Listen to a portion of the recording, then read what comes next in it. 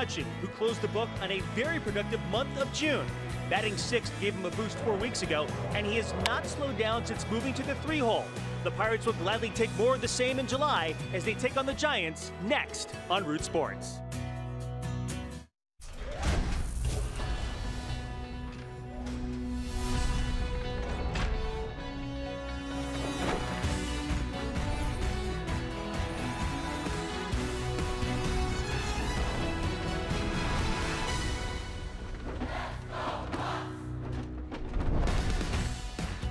It is Saturday afternoon baseball for you in the Berg as the Pirates take on the San Francisco Giants. Game 2 of the 3-game series. Pirates look to put behind them that Giant loss last night. San Francisco has won 4 in a row. Greg Brown, Steve Blass, and Robbie Smikowski with you. And we're going to focus in on today's Pirate starter. It's a big start, no doubt about it, for Chad Kuhl. And Steve, 15 starts. He's only gone 6 or more innings twice, and those were in his first 3 starts of the year. So it's really time for him to take the next step. Yeah, how many times, Greg, have we talked about the key to today's game is a starting pitcher? Well, this is times 10 for Chad Kuhl, but you're right. He's had the opportunities, and at times he has looked very, very good, but he's got to break some scar tissue or find a way to break through this 5th inning situation because we need him in the rotation. You want to keep the rotation as solid as possible. If he doesn't make it, where does he go? The bullpen, then you have to introduce another guy. It just blows up that part of the bullpen and that part of the starting rotation. So we need good work, and it's been a struggling San Francisco team, but they've got the bats that if he misses, he's got to fight his way out of it. A couple of guys going to be in the starting lineup today for the Pirates, rookies, and they've done good work this month of June when they've had the opportunity. Catcher Elias Diaz hitting over 300 this month, and Jose Osuna just continues to be impressive. Yeah, 2 or 3 nights ago, those guys were a big part of the reason the Pirates won ball games. So yeah, give them opportunities, and will they continue to hit like this? Keep plugging them in. You got a left-hand pitcher on the mound for the Giants who has really struggled against everybody in his last 5 starts, 24 runs in 24 innings. So Diaz, Osuna, and the rest of the Pirates should have their opportunities this afternoon. Steve talking about lefty veteran Matt Moore. He's on the hill for the Giants, who haven't looked mighty all that much this season. They sure did last night. The Pirates and the Gents from PNC Park coming up next.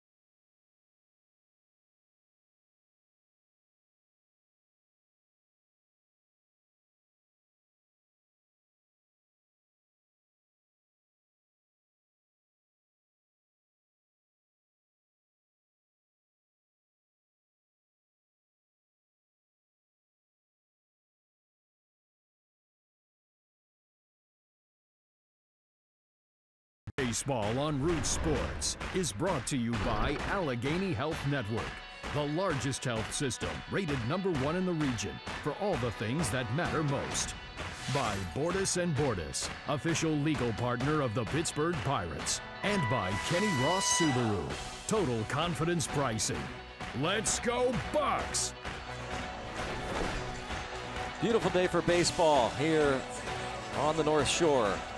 PNC Park, the Pirates and the San Francisco Giants. Elias Diaz catching. You'll notice that both the Pirates and the Giants and all teams around Major League Baseball this weekend celebrating the 4th of July with a special designed uniforms and cool looking gear for Diaz. The chest protector, the helmet, the shin guards. And here is the red, white, and blue lineup for the San Francisco Giants. Denard Span led off the game last night with his 5th home run of the season and reached base safely in 5 of his 6 plate appearances, scored 4 runs. Joe Panik, Hunter Pence follow. Buster Posey is the league's leading hitter. Brandon Belt at first with Brandon Crawford the shortstop. Ryder Jones at third base. Austin Slater in left. Couple of rookies and veteran Matt Moore on the mound.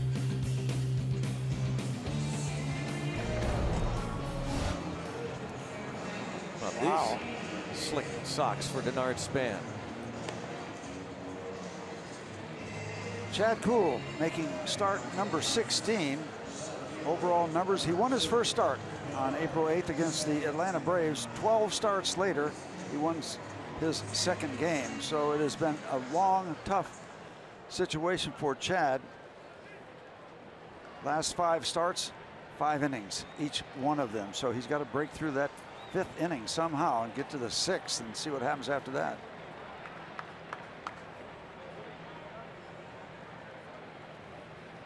Denard Span hitting .298. Quite a night for the 33-year-old veteran last night, and strike 1 underway.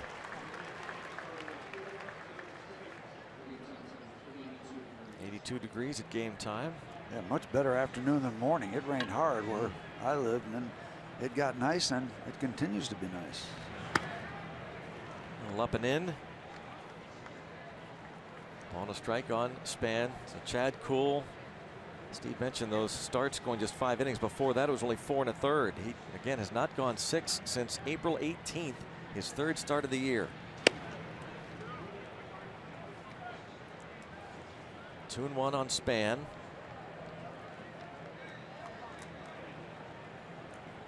Joe Panik to follow. The Giants offense has been much better lately, so a big test for Kuhl, especially against left-handed hitters. That has been a real problem for Kuhl.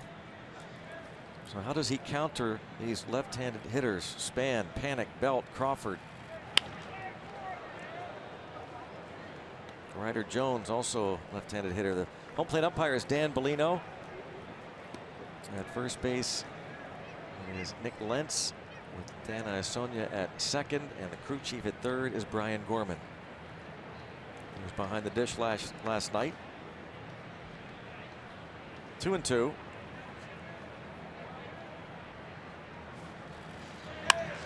And off of Kuhl, and he seems hurt. That ball hit him hard and deflected to Josh Harrison.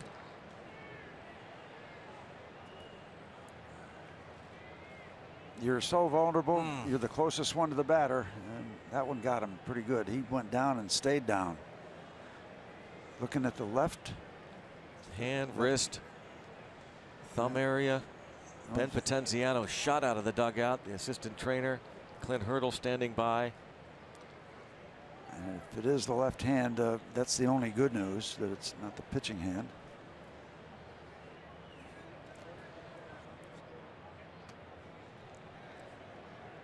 Ray Searage, Pirates pitching coach, watching one of his pupils and hoping for the best. Chad Kuhl took a shot down when we played the Marlins in Miami. Stayed in the ball game. Slow it down for you and sharply hit. Off the wrist, it looked like, Steve, or the base of the thumb maybe. They got the out, but it's secondary to what we're seeing on the mound.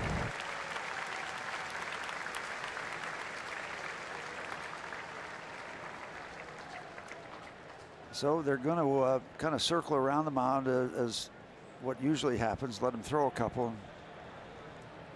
First of all, let him get a chance to get his heart rate down. How scary that is. It is. And if you've stayed around a while as a pitcher in the big leagues, you're going to get hit. It's going to happen. And see, he wants to be out there so badly. He knows all about this 5-inning stuff. He is such a competitor, such a fiery individual. Who knows how much pain he has right now. In fact, he's trying to not show it. And walk around the back of the mound, collect himself a little bit, and carry on. And if you're scared. You don't know how bad you just got hit. At base of the thumb.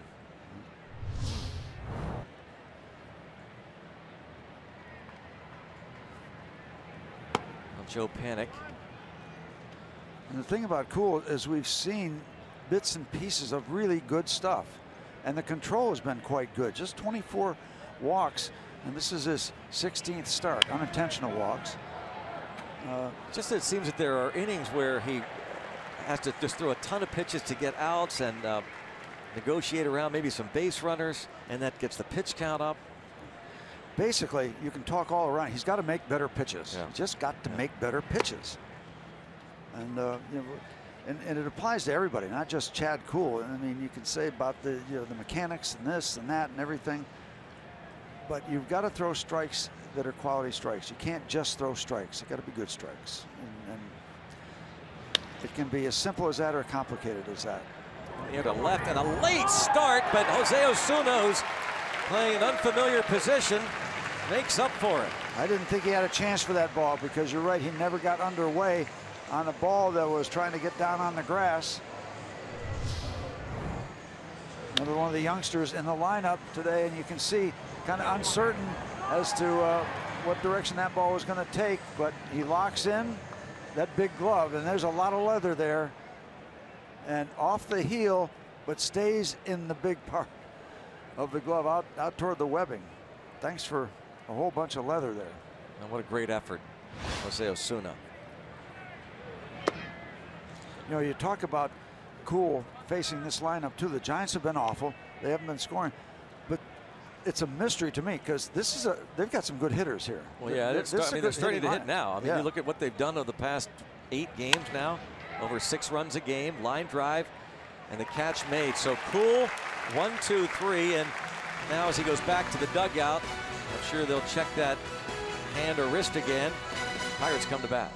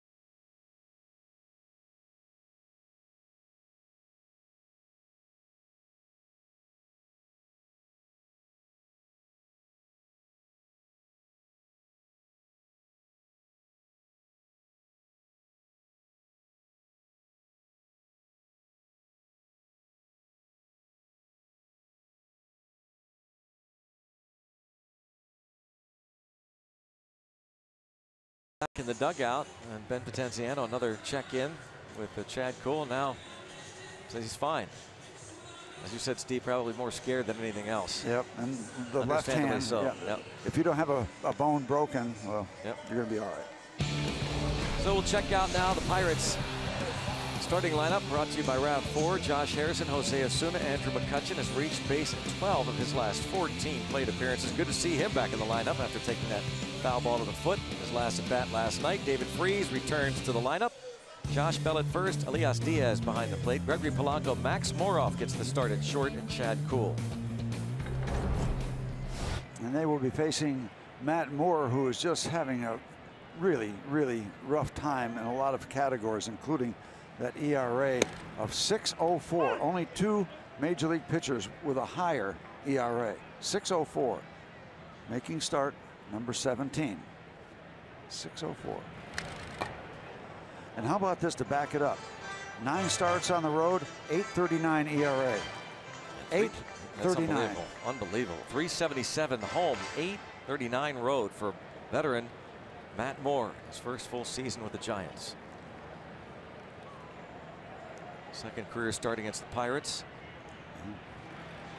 The Bucks had their way with him. But 6 innings, 5 earned runs. That was August 15th of last year. Jay Hay back in the leadoff spot. Matt Moore, the former Ray, traded to San Francisco late summer last year and driven deep to right center field. Pence is over, and Pence gets there. Never looks good. Making a catch, throwing the ball, or even hitting for that matter, but just gets the job done. He can play. He can play. You're right. It ain't pretty, but there's a reason that he has the resume he has. A lot of carry on this ball. Jay thinks maybe extra bases. Why not? The ball hit well. Pence gets there and then holds on to his cap and his sunglasses.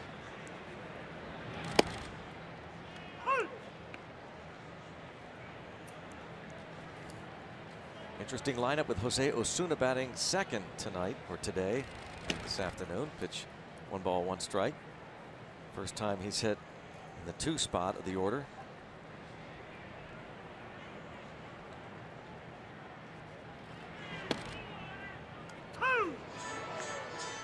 Matt Moore, 28 years old, 6'3", 210 out of Fort Walton Beach, Florida. Tampa Bay got him in the 8th round back in 2007, and coming over last year during the trade deadline or just after. Osuna chops it to third. Jones on the belt. So Pence makes the catch.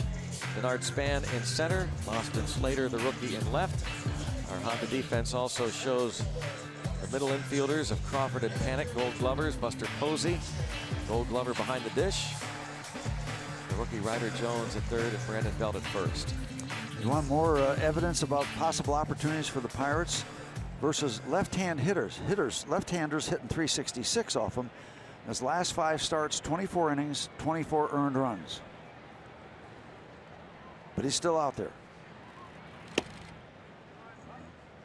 Clint Hurdle, we've talked to him before in the past. Do you ever go against the grain, and because of those reverse splits numbers that Steve just mentioned, lefties hitting 366, would you ever think of stacking the deck with left-handed batters? Yeah, I've done it before. But in this case, he is getting Jose Osuna a chance to play against a lefty. So Frazier sits. John Jaso also sits.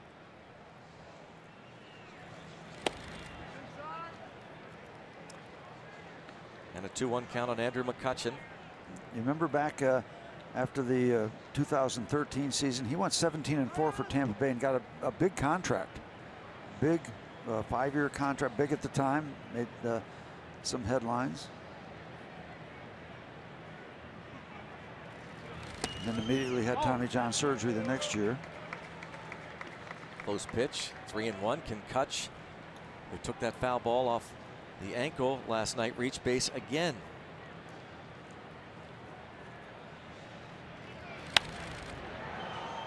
Gonna be out of play. What a month of June for Andrew McCutchen. What a way to end it. Reaching base safely, all 5 plate appearances last night. Barrel Automotive League leader stat that month. of June, highest on base percentage since 1969 by a Pirate, and the 10th highest in any month by a Bucko. And he reaches again. What a streak. Nobody can get him out, doesn't matter what the month says, right? Absolutely. You know, Greg, you talked about that's the 10th best. Can you imagine those other months? Yeah. It's hard to imagine it better than he has been the month of June. There have been others. Boy, Andrew just caught fire. Reached base safely moments ago now. 9th straight time. Here's David Freese.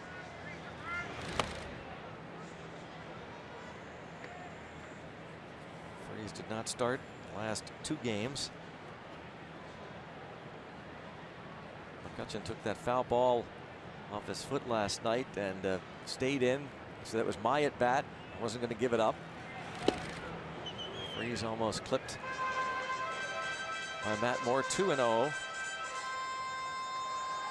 51st start at third base for David Freese. His playing time will be reduced somewhat.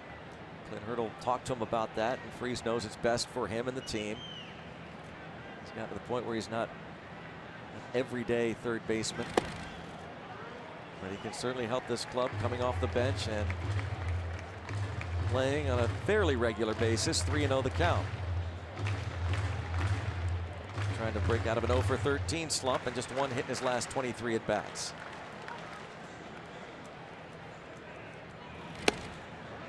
And takes a 4-pitch walk.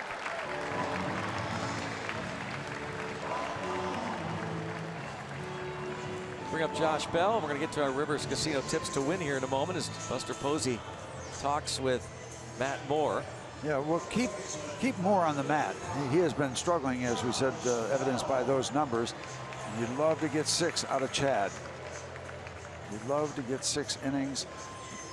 For him personally, for the baseball team, that would be a feel-good situation. The Pirates win a ball game back of Chad Kuhl.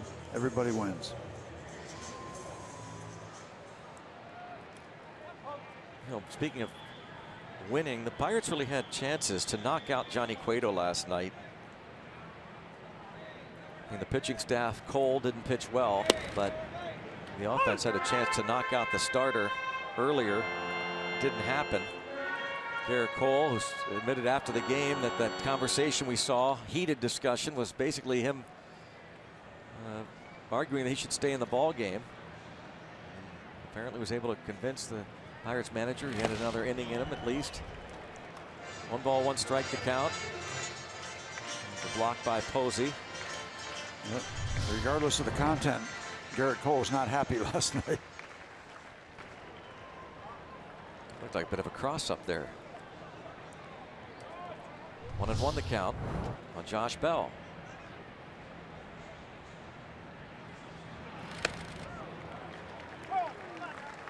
And Matt Moore doesn't want to be throwing off-speed stuff upstairs like that. This day and age, we're hearing more about pitching upstairs, about swinging upstairs. That's the current conversation that's been running around. I don't get it. We've been told to pitch downstairs for 100 years and maybe pick your spot every once in a while to go up. Now 3-1 as he is really having trouble finding the strike zone. Getting the first 2 men. Harrison Osuna walks McCutcheon, walks Freese on 4 pitches, falls behind Bell. 3-1. Elias Diaz on deck. Matt Moore has walked 37 in 90 innings. And when you're struggling, you can find a way to continue to struggle sometimes. 2 quick outs and now keeps the at bat going, but 2 quick outs and then a couple quick walks.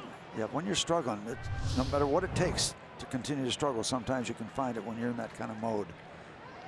Gets the call there, as he should. Diaz hoping for a chance on deck. He likes hitting when the bases loaded, doesn't he? Yes, he does.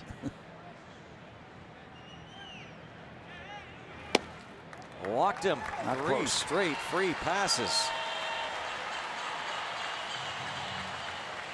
Where's Dave Rigetti? Here he is. Rags. Pitching coach out to talk with Matt Moore, frustrated. needless to say. Yeah, because it has really been such a struggle for Matt Moore. You know, it's interesting with the San Francisco notes, they are really having a tough season. They are brutally honest. Yes, they are. They always have been. They really are. They're factual. The Giants PR folks, they're not sugarcoating it. I'll just tell you what the deal is. Yep. 1-4, .699 his last 7 starts. Opponents hitting .325 against him. Not too many positives in that rundown that they hand out on the players' notes.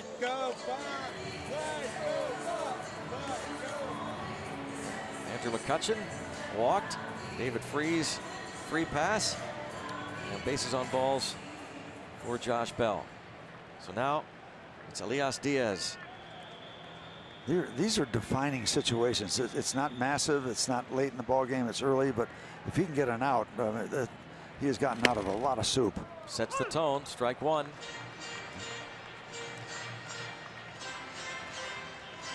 Gets out in front of Diaz.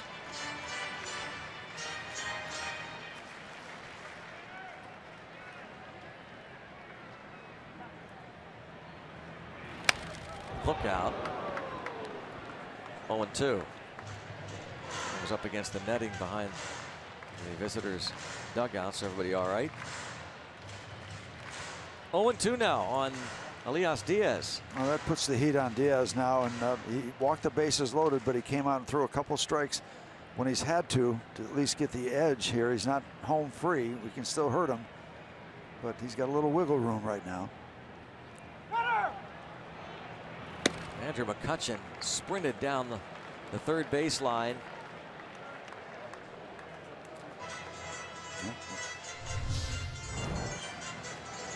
Andrew trying to distract him.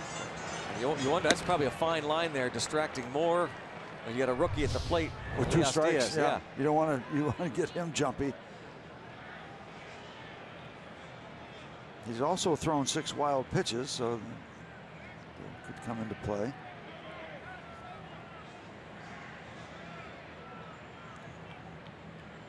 Rookie trying to come through here. And up the middle off of Moore. It's a race to the ball in the bag, and he tags Diaz. Matt Moore. It's the final out, a shot off the pitcher, and the Pirates leave 3. Nothing after 1.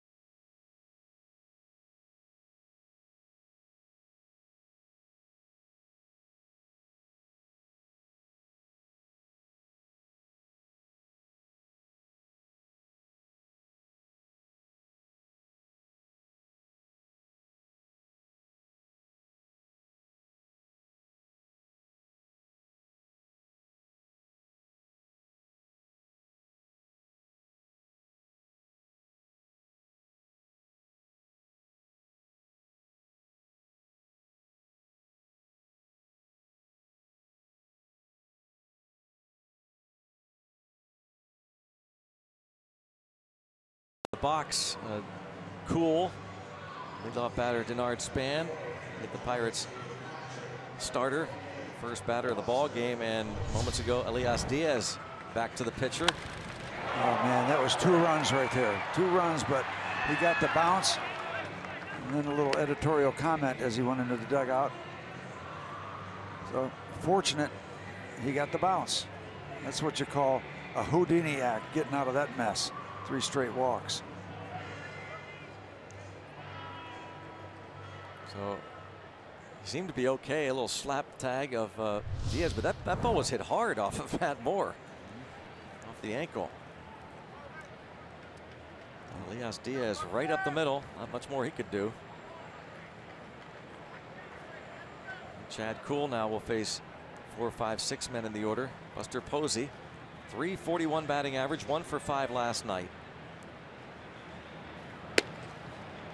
You know, Greg, early on with the no score situation, I'm looking at these uniforms. My mother always told me to try to match my socks when I went to school. How do you think they're doing? It's different.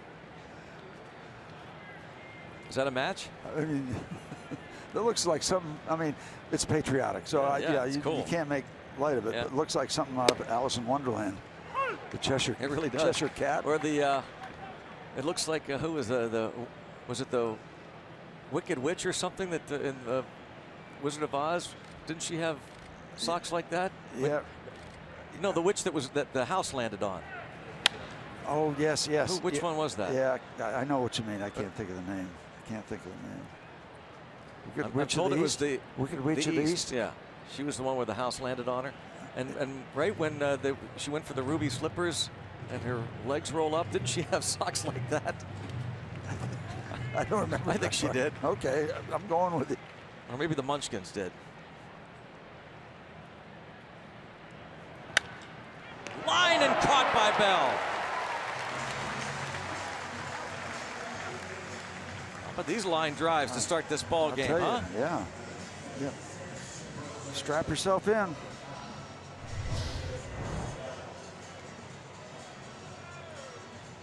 Now here's a pair of socks for Brandon Belt. Will be coming up after you capture this line drive. And send Posey back to the yellow brick road. Good line on the truck. Thank you, Jason. A pop up, freeze. Well done. A weak pop up by Belt. Belt had 4 RBIs last night, including his 15th home run. Dr. Seuss had to have some kind of socks. Oh, definitely. That's true, too. Somewhere to match the hat. Cheshire Cat.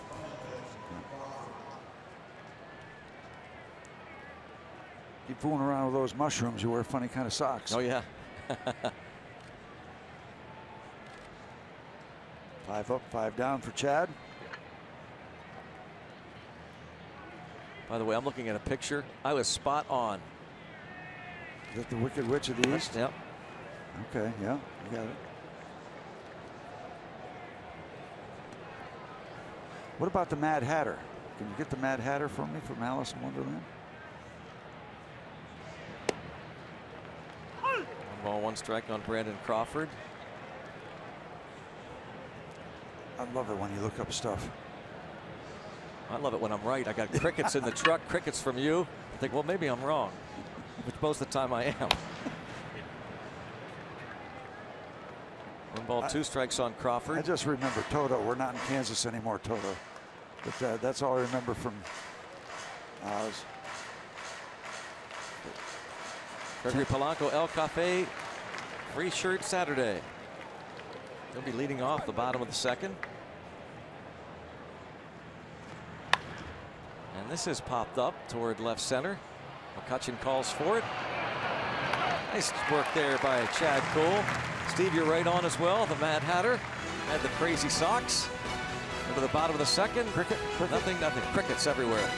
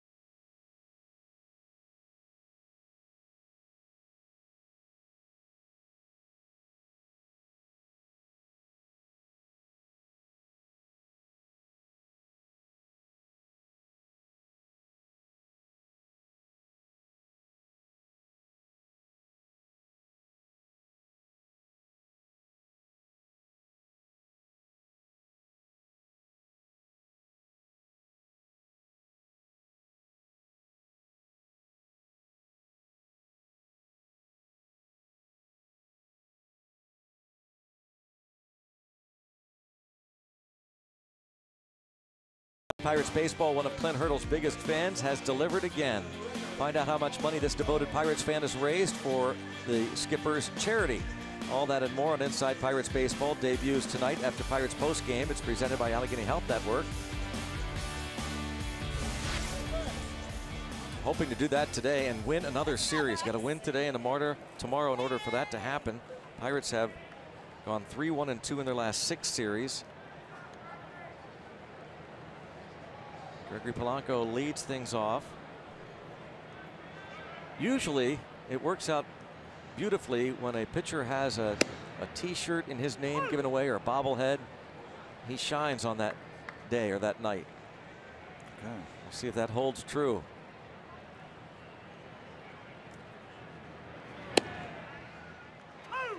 Oh, a couple of strikes on him. Hey, Greg, why don't you and I have a contest, see who can design the best socks, and then have a free sock giveaway some night before a game. It's not a bad idea. Yeah, it is. Yeah, it is. That's a terrible idea. Okay. 3-pitch strikeout. Polanco. See the arm speed, but the speed of the pitch not matching the arm speed, and Gregory way out in front. Polanco in the 7th spot of the batting order for the first time. And Greg, you know, you never know when Matt Moore has been a quality pitcher at times. You never know when a key out or something might snap him back into place, because he's really been struggling, but he got an out with the bases loaded after walking the bases loaded. And it's going to be interesting to see if that gives him enough of a boost to get his act together, if you will. So we'll see how this plays out. But that was a huge situation for him. The first inning, like, oh, is it going to happen again? But he gets out of it. Max Moroff pops out.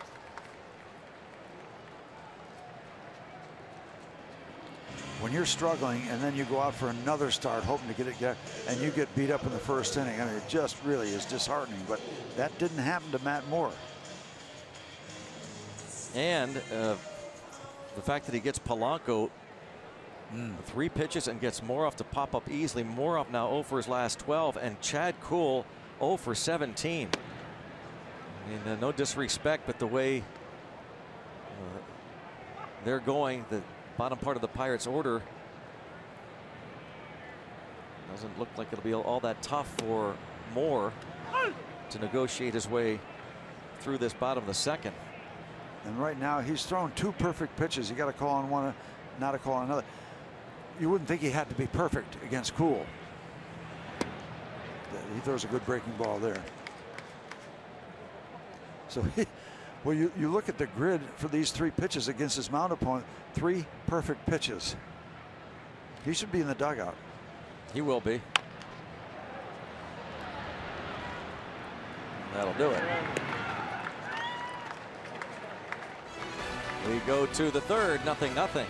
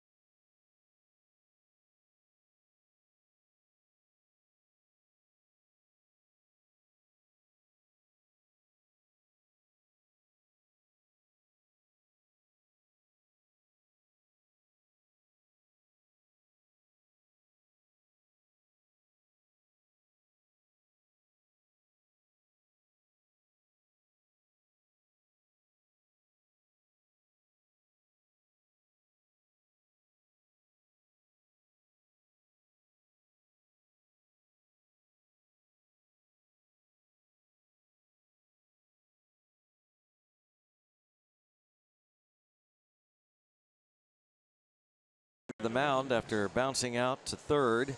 0-0 ball game, beginning the third inning here.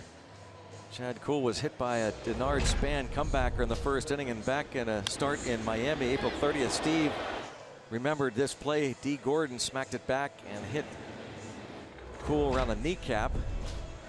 He did not miss a start, and getting a bit of a scare here. Same kind of follow through. Got him on the wrist. But he's okay, and he's doing very nicely, retiring the first 6 batters that he has faced. How about pace of play today? It's flying compared to last night. Do you believe in those superstitions? Do you actually believe in? How can you not? That's the one I do believe in, actually. Oh my goodness. Oh my goodness. Okay, I'll just prove it to you. Well, this thing's going to move along. Well, brings up Ryder Jones. Get to our day automotive this day in Pirates history. This date 1972. Here's a flashback for you involving Steve's Buccos. Beat the Cubs 4-3. Roberto Clemente homers twice off Fergie Jenkins. 2-run walk-off shot in the 9th inning. Dave Justy gets the win after Bob Moose had gone 7 2/3. Billy Williams homer, drove in all 3 for Chicago. Surprised that I hadn't been pitching when Billy went deep with a couple men on.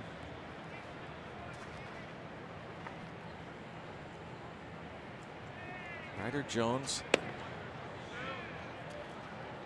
takes ball 2. His first at bat last night as a pinch hitter, and stayed in the game to play third base. He flied out in the 6th and then picked up his first major league hit.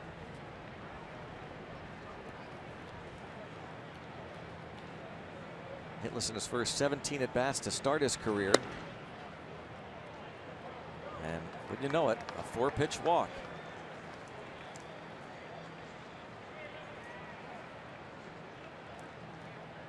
First runner allowed for the first time. Chad will go from the stretch.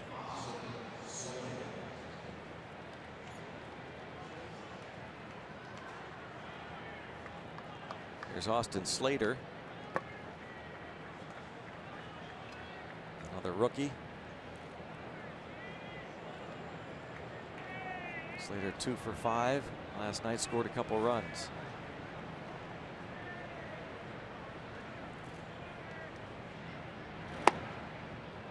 And ball 1. We're going to have a talk now.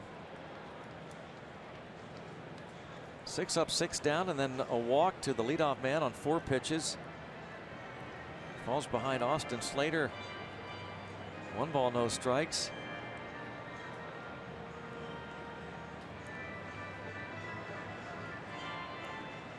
Slater off to a .338 start and 80 at bats. Greg, I think I'm cursed. Every time I think one of our pitchers is in a good spot down toward the bottom part of the batting order, it turns upside down. I want it to be easier for him. Strike called, snap throw. Diaz likes to do that. Why not show that arm off? He's got a great arm.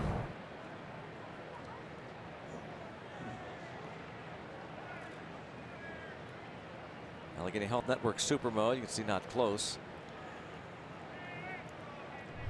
I'd say nobody covers that stuff, that camera work at first base like our guys do. I mean, it's right over the bag. You can see the runner, you can see the glove. Bounce. Oh, nice stop by Josh Bell. Indeed. Indeed. Gets the out. Going to the ground. Something that Clint Hurdle has talked about recently with Josh Bell as he continues to learn that position. At times you need to go to the ground. Not a panic feed over to Chad Kuhl, who does his job by getting over there. Because if Chad's not there, there's nothing happening on this play except runners at first and second.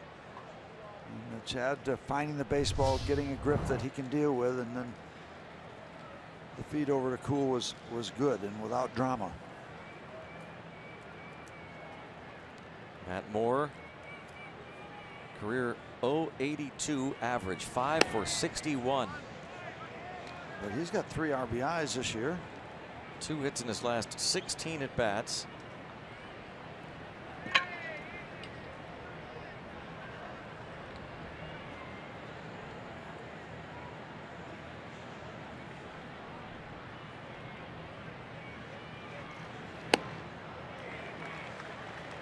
And here's where you want to take care of business, Chad. You've got the fastball to do it. Put this man away and go up to the top of the batting order with 2 outs.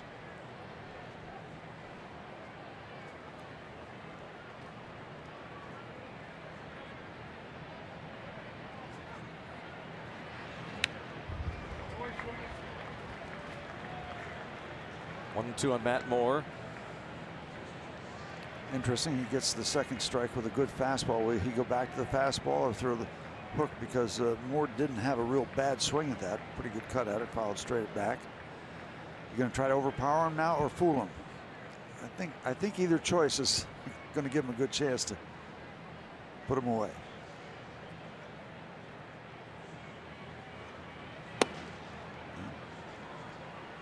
Two and 2 on the pitcher.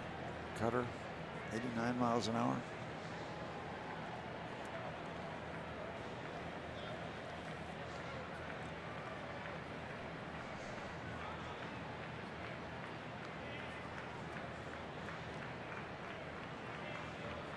Need to get Matt Moore out. I don't care if he's got 3 RBIs or not, Steve. I'm sorry. No disrespect to you and the pitchers, but you got to get him out. Got to. And he did. Yep. 2 outs. Some things you have to do. Wasn't exactly pretty, but he got it done. Denard Span will be coming to the plate. Stephen Brault. Thursday, 8 innings, 4 hits, no runs, no walks, 9 strikeouts. 7-3 record, 2.04 ERA. The left-hander, along with Drew Hutchison, a right-hander, and Chris Bostic are going to the AAA All-Star game in Tacoma. And Brault, again, Thursday, the 8 strong innings. Been a clamoring of sorts by some fans to bring up Brault and just have him either join the rotation or, as Clint Hurdle was asked today, do you think about putting a guy like Brault even in the bullpen? Try that. And Clint Hurdle said, well, you know, those things are not completely off the table, but it's just not as easy to throw a starter in the bullpen because they've got to get used to going back-to-back days, different routine. But you don't close the door on any of those discussions. This ball in the air to McCutchen, and Chad Kuhl going to keep the Giants off the board. Top of the order due up against Matt Moore. 0-0.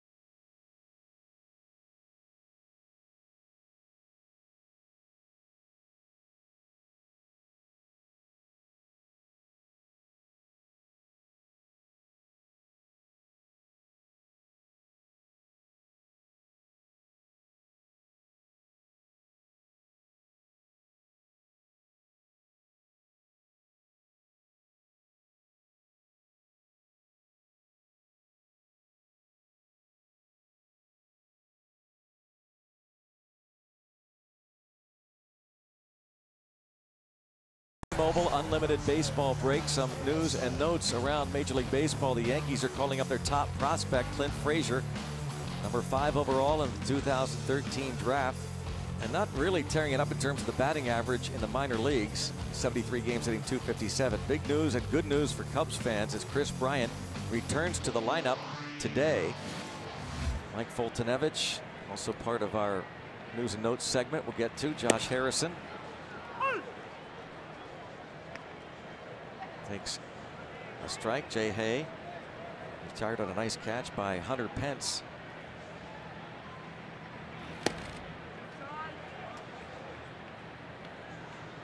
One ball, one strike. There's the right fielder.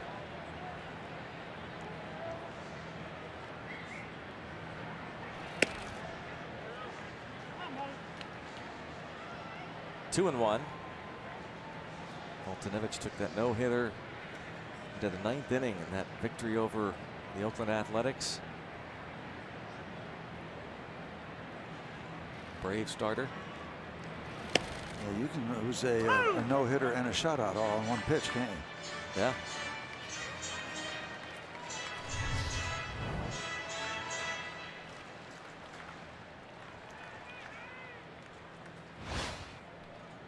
Josh getting a call. Moore strikes him out. Be careful here. Going back to what Steve was saying, anything can happen. Get on that roll. Yep. Put up a big out. Get out of an inning.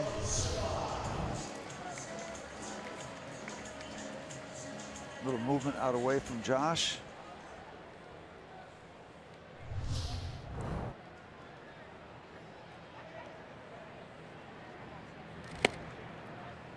Strike on Osuna. Example of a strike, gets him out in front of the count, but a very hittable strike. That was ripe. Got away with it. And Pence. Ball carries toward the track. 2 outs.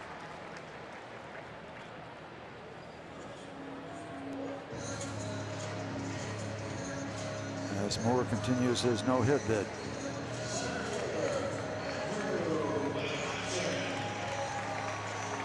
Moore is a minor leaguer in the Rays organization through a 9-inning no-hitter. June of 2011, he made his first major league start against the Yankees at Yankee Stadium, September of that year. Through 5 shutout innings. McCutchen, the on-base streak continues.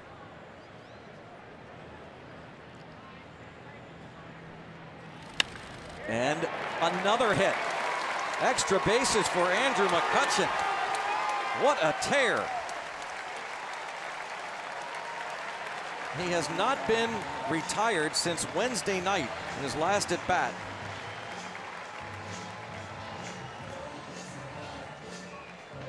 Been fun to watch. It has been fun to watch.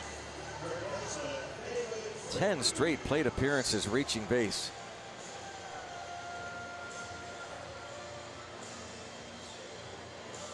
Now 6 for 6 during this stretch with 3 walks.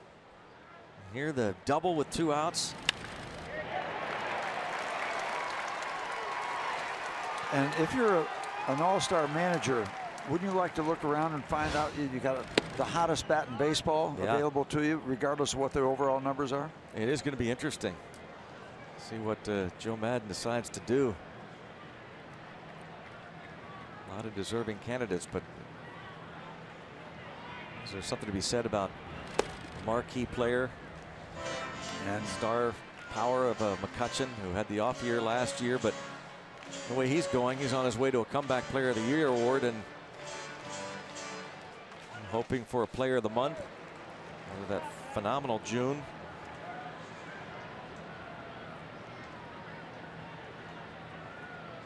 Marquee player and a hot bat.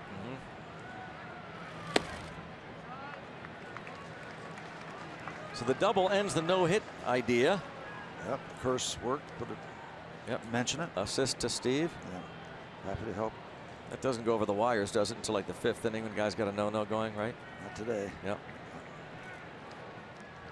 Not in our house. Not in our house. This is our time.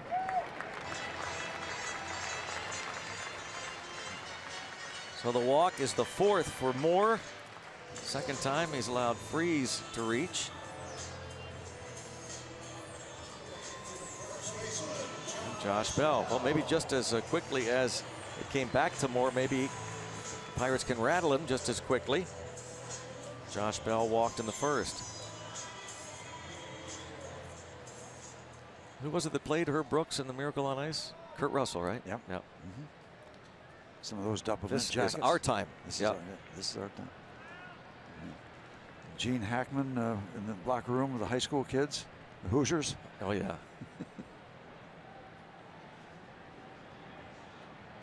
Gene Hackman, one of those really good actors. Maybe not as many headlines as other guys. Popeye Doyle in the French Connection. Really good. Oh, there we go. Well done. Jim Craig jersey. All right. Miracle on Ice. Right on cue. Not sure what a guy would be doing wearing a U.S. Well, 4th of July weekend, but a hockey sweater. Well, it works. Chilly 82 degrees. Still got that playoff beard working. Well, there you go. Now that's the style there, right, Steve? Yeah. Looks like that gets it. That gets it. Is that Jim Leland? No, who's the guy that we like? That actor from Tombstone? Married to Catherine Ross. Oh, Sam Elliott? Yeah. Got the Sam Elliott mustache. 2-0 count on Bell.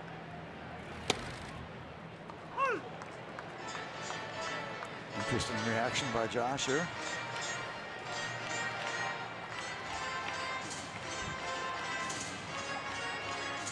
Two and one.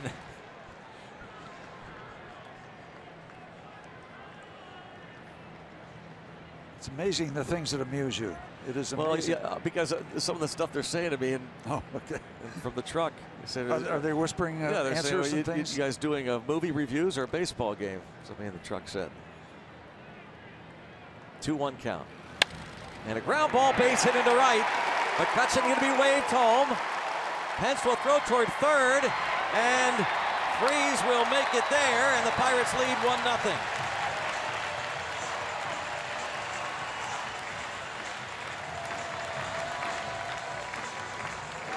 Josh Bell, 38th RBI. Looked like Freese was going to be caught in no man's land, but the throw cut off by Crawford.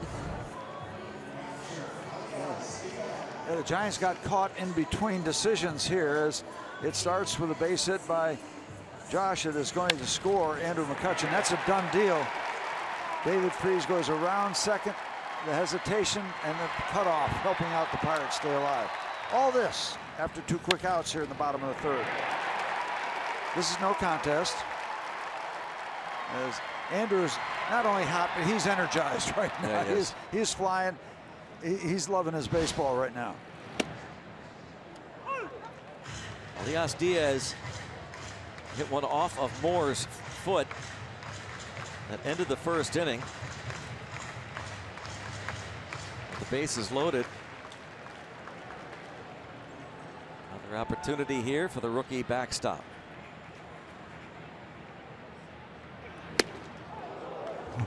Got his money's worth right there.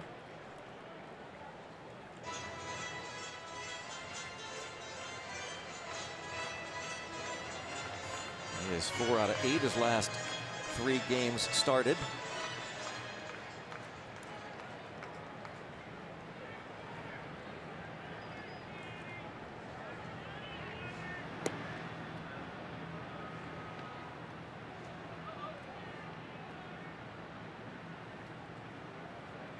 He's in 8 of his last 10 ball games. Josh Bell.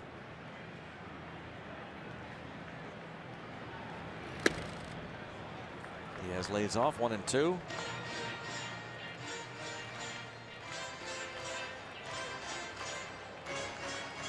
One ball, 2 strikes. The rookie against the veteran. Diaz versus Matt Moore. The McCutcheon double, the walk to Freese, the Bell single.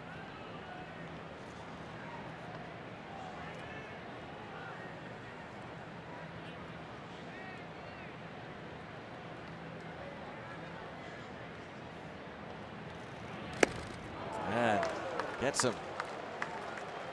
Third K, second of the inning, but the Bucks have a 1-0 lead.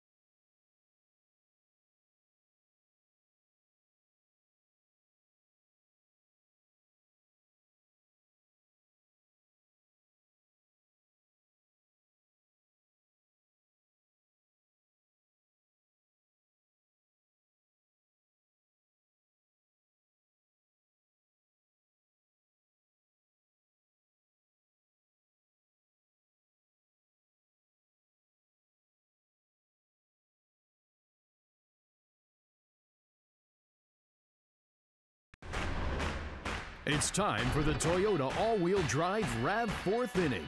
Toyota, what drives you? It is a 1-0 ball game in favor of the Pirates as we go to the 4th inning. And Steve, there's Amy King, who works on our crew. Hi, Amy. One of the best. Yep. Her dad was certainly one of the best. Nellie, a longtime Pirate and great broadcaster. He and Bob Prince, the gunner, were a great team for a lot of years. And found out recently that Amy lost her mom. Yeah, Bernadette. Nellie's widow. Yeah. Just last week. Great couple. We used to spend a lot of time with them out in the South Hills. Nellie and Bernadette lived in Mount Lebanon, and great friends with Dave and Ginny Justy through the years. We had a lot of fun. Good people. So our thoughts and prayers to Amy, the King family.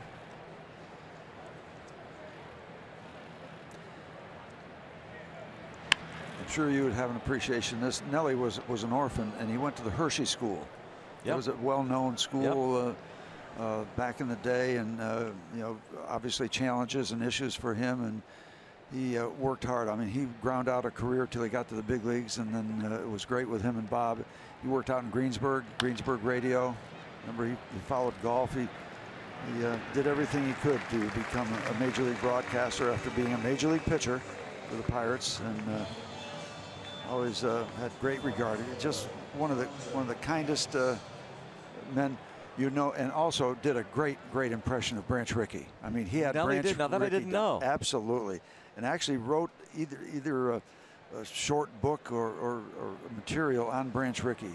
That he was just an absolute student of that man and what he did, his involvement in baseball. But Nellie, you know, after a couple of cordials, could really get into Branch Rickey dialect. Here's daughter Amy, and had a tough week for Amy to lose her mom. And she really is very talented. Part of this crew. I did bring in that handwritten season synopsis that Nellie King did on me and every other pitcher for the Pirates in 1972. Oh yeah, handwritten. remember you showed it. Yep. And great to share that with him. Yeah. I mean, just a meticulously done. Kind man. Wonderful guy.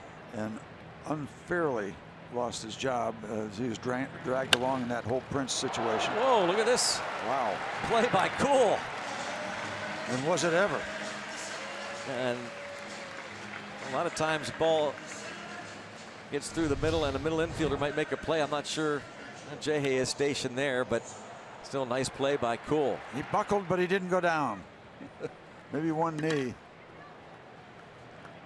Yep, that's staying with it. Got a bullseye on your forehead there, Chad. Or bullseye on your knee and your wrist.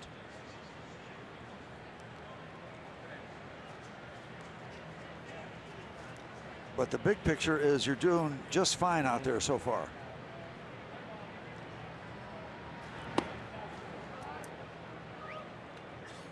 Starts Posey out with a breaking ball that stays in. Posey lined out to Josh Bell to start the second.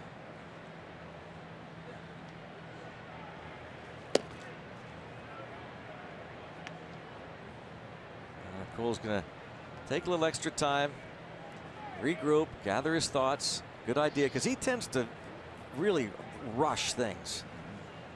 Not a bad idea. Good to work fast, but compose yourself first. That was a big thing right there. You have to remember that. Falls behind 2-0 on Posey, and rather than get the ball back like he often does and fire a pitch, okay, I'm going to take a step back here. Gather my thoughts. Zero in. And he gets it to 2-1. And a ground ball. Weakly hit, might have broken the bat. Excellent work by Chad Kuhl. Excellent job through 4 innings and a 1-0 Pirates lead.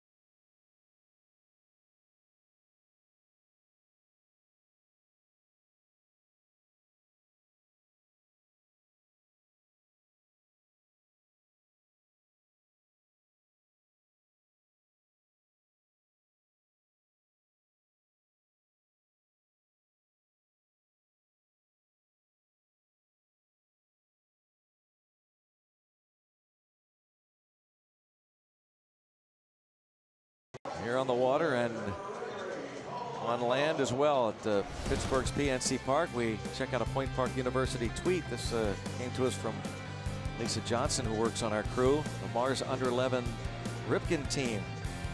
Aberdeen, Maryland. Congrats. South Fork minor league champs. Adams Township runners-up. And more shots at Portview, Allegheny County. Hashtag Bucks Booth for your photos. Little League Youth Baseball. Happy with our El Cafe t-shirts. Gregory Polanco will lead things off.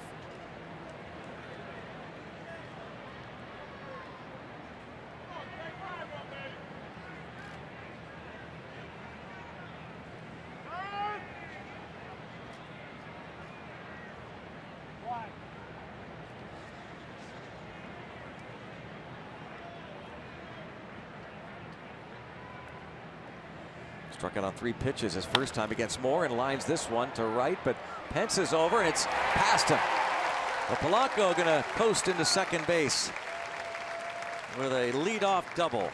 And that was kind of a funny trajectory, Greg, because many times he'll hook the ball and that ball will try to come back to a right fielder, but it looked like he kind of pushed it and the ball kept at least straight, if not continued to be pushed toward right center field.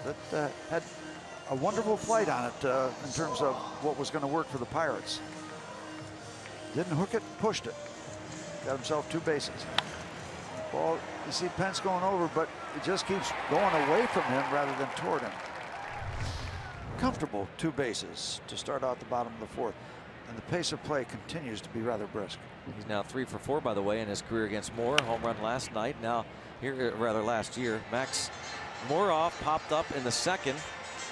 At least, now of course, moving the runner to 3rd doesn't help with Kuhl on deck. So trying to deliver here in some way, shape or form, or reach base against Matt Moore.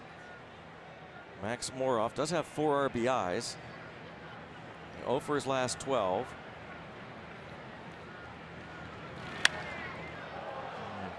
Gets under that one, and a fly ball will not move Polanco. Well, actually, I was wrong. It will. Good work, Polanco. He saw Slater back on his heels and decided to tag and move up. Yeah, almost like he tried to deke him a little bit, but yeah, maybe if you saw the way he was setting up. Slater kept backpedaling rather than going back and then moving forward, and Polanco knew he wouldn't be able to get a good throw off that way.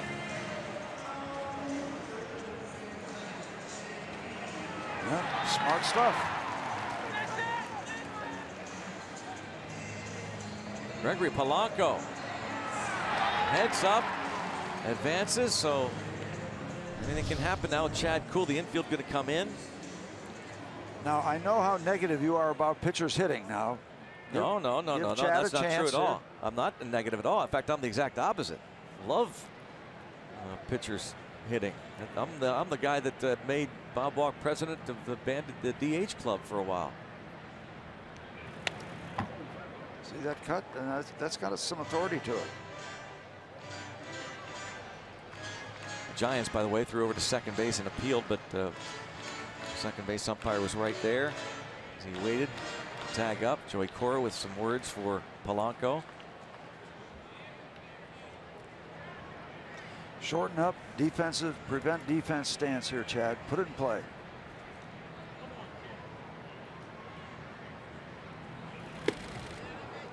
Well, that was the big cut.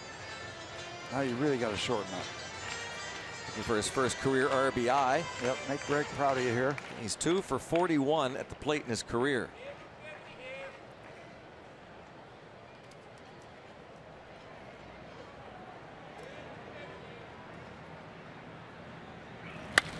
And, oh, nice play by Panic on the backhand. Almost 2 outs. Polanco has to hold.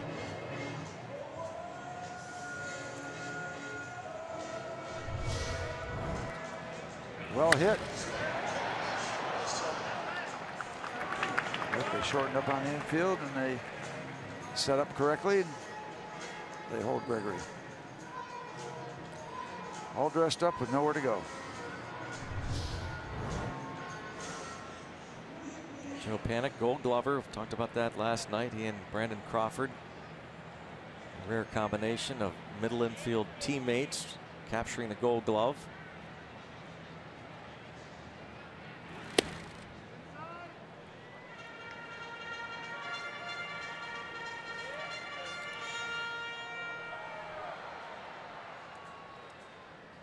Well, we got 2-out action in the 3rd. Let's try to get some 2-out action here in the 4th. That call surprises Jay Hay. He shakes his head. Nope. But as you will see, it got enough of the line, as you see there on the WB Mason strike zone, to get the call.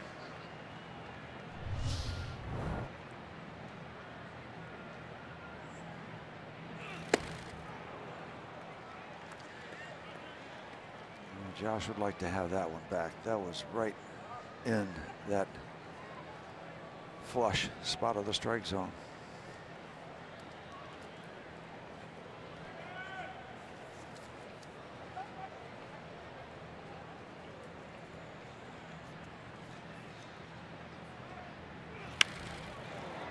Pop up to Crawford. Leadoff double, but the Pirates can't bring home Polanco. So Matt Moore has kept it together, but the Pirates lead 1-0.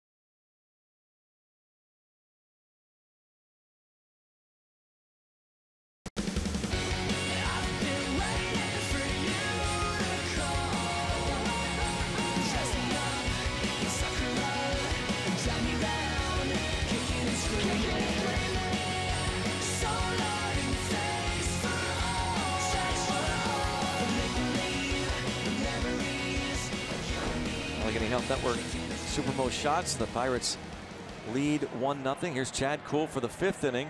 Keep your fingers crossed. This has been the bugaboo inning for him in and around this 5th inning. He's had 15 previous starts. 11 of those have involved issues either exactly on the 5th inning mark or within a third of an inning. It's just, get it on the other side of this.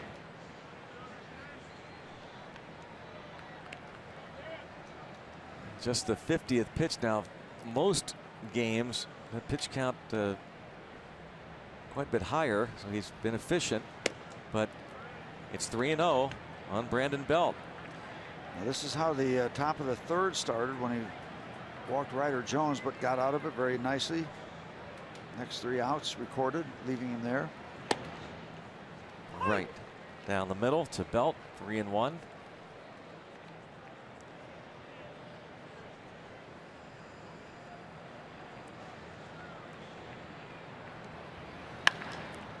In the air to left. Nice comeback. Nice comeback. 1 out. Do you think that Kuhl is aware, Steve, of the whole 5th inning over the hump thing? Well, I think he's got to be aware before and after starts. Right now, I hope that he's not. You know, it's probably a 50-50 deal because it's been such a consistent issue. But that was large right there. I'm putting a circle around that at bat right there. 3-0, come back at the out. Maybe that's the way it breaks that little bit of a spell, at least for the first part of this top of the 5th inning. I don't want him to be aware. Let me put it that way. That this has been the trouble time.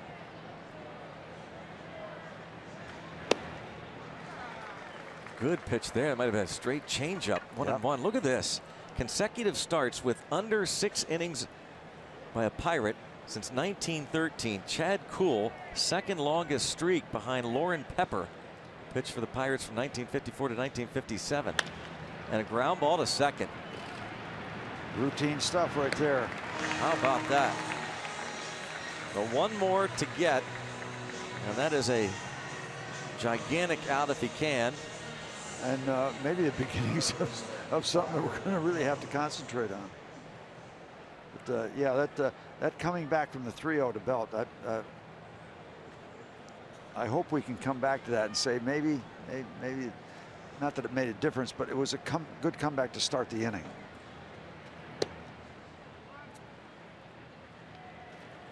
falls behind each of the first 3 hitters of the inning, including Ryder Jones.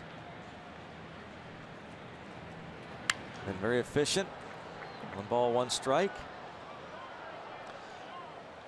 Yeah, and put Jones away. You can get through the first 5 innings with less than 60 pitches.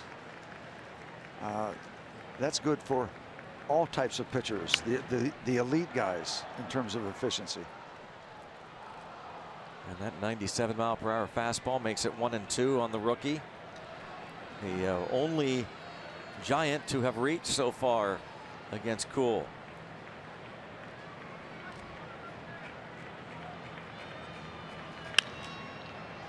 Still 1-2. Now he will throw his 60th pitch.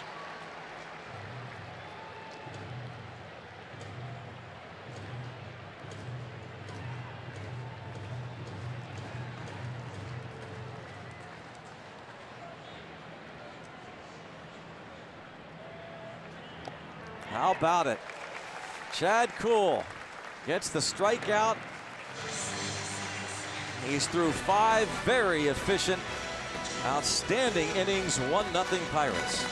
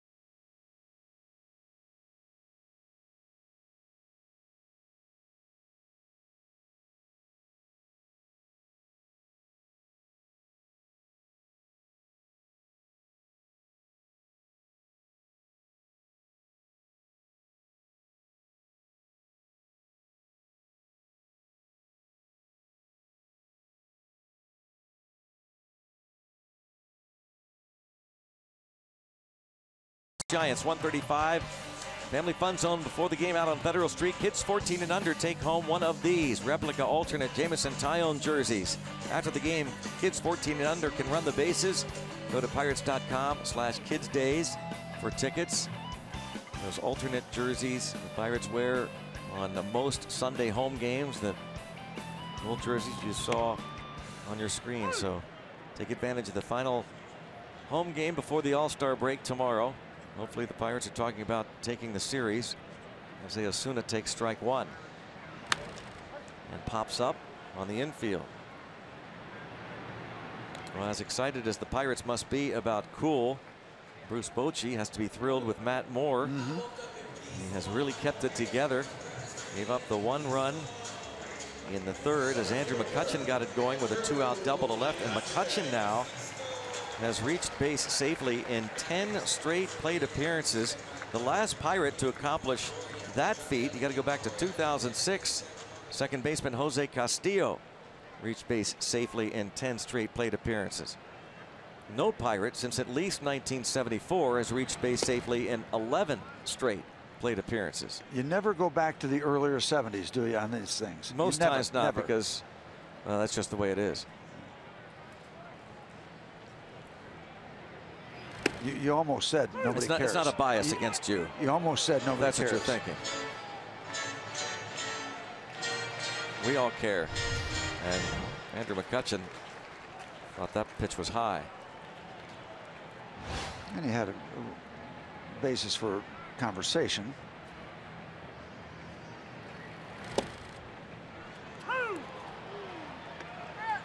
he goes up and then down, Matt Moore, and gets strikes called against McCutchen.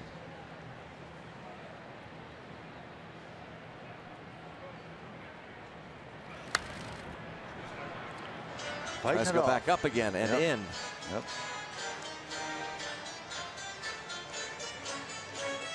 What was the old saying? Up and in, low and away. Don't walk him. Don't give him anything to hit. Standing and watching their man at the plate. He's on some kind of tear. How about those outfits? Yeah. Stylish accessories around the neck. Still 1-2. Back down. A wicked tear for Andrew McCutchen as Matt Moore faces the likely National League Player of the Month for June.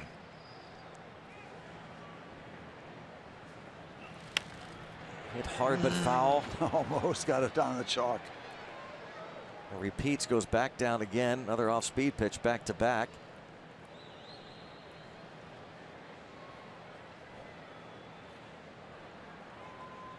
That's appropriate. A young Andrew McCutchen fan has that foul ball off the bat of his hero. Good chance a young man with that kind of shirt would get it. There's a lot of them around. Back upstairs. Yep. 2-2. That's been it. I mean, up and down. Toward the inner half is what Moore's MO is against McCutchen. Nothing out of way for sure. Buster Posey. Let's see where he sets up.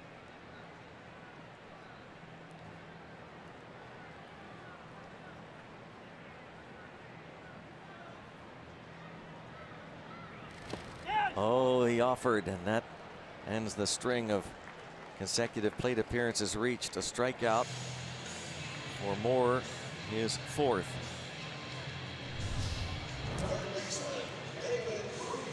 Yeah, that's intent.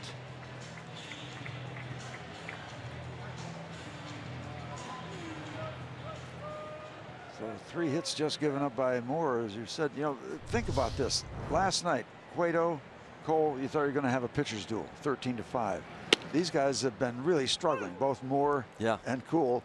1-0 ball game, a whole bunch of pitching going on. That's baseball. Yes. We haven't seen anything like this since 1974. 1 ball, 1 strike on Freeze. Baseball is life. The rest, just details. That sounds like a Steve Blass quote. Yeah, some baseball player, try that at home. Try that phrase.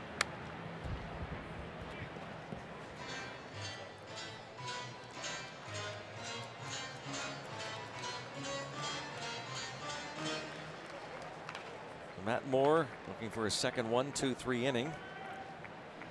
Hasn't been easy by any stretch. He's walked 4 batters. But it's a called third strike, and David Freese believes, and he was right, that pitch was way inside. 1-2-3, 1-0 Pirates.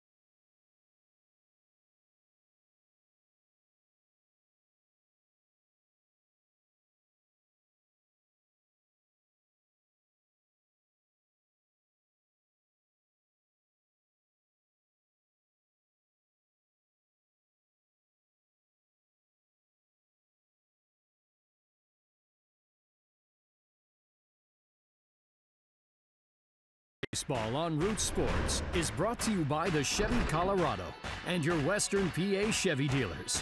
And by Day Automotive. We're going to make your day. Let's go Bucks! David Freese had a beef with Dan Bellino. At the final out, the called third strike. Pitch that appeared to be inside. But Andrew McCutchen, after not being happy with one of the calls, ended up striking out at a long at bat. Back to work for Chad Kuhl, and a one pitch and a fly ball to center field. McCutchen back to the wall, and it is gone. Can you believe it? Just clearing the fence, the first pitch. Austin Slater ends the no-hit bid, leading off the 6th inning to tie it. And of course, it's the 6th inning. Unbelievable. Unbelievable. And a trailing wind, a helping wind. Andrew goes up, up, up, and almost brushing the back of the fence. 1-1 ball game. One previous runner, a free pass to Ryder Jones. And of course, it's the top of the 6th. Of course. My goodness. Matt Moore now. Stay with it, Chad. You've been so good. So good.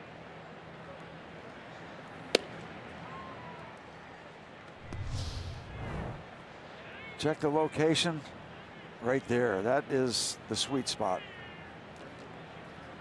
Hit it to the big part of the ballpark. Got a little help from the wind.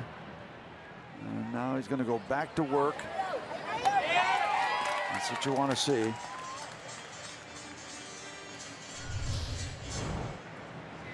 Another look from this angle. You see Andrew going back, never did quit on it. Times his jump. Andrew did everything he could. It just had that much carry. What a great shot that was. You saw Josh Harrison react. He thought initially that McCutchen had robbed Slater of extra bases. So did I. Slater wasn't sure. He stood at second base.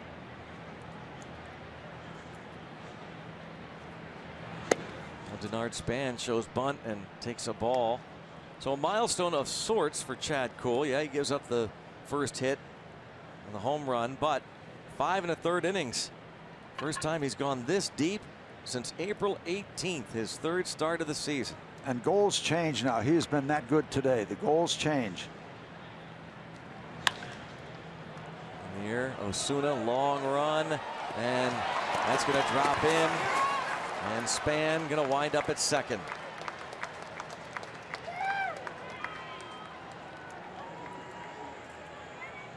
Again, Osuna, the time he has been out in the outfield, not a lot of time in left. Just his 7th start as a left fielder. Is it time for Ray to come out and just tell him he's doing fine? That's what's going to happen. Allegheny Health Network Supermo look. The double by Span.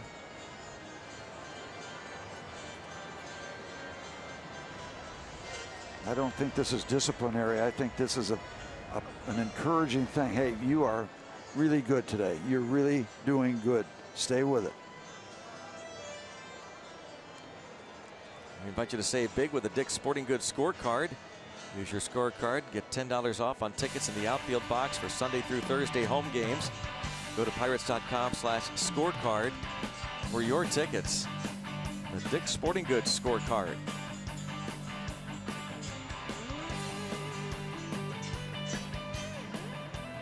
A 1-1 ball game. Ray Searage pays him the visit, and as he was out there, Daniel Hudson starts to crank it up in the Pirates bullpen.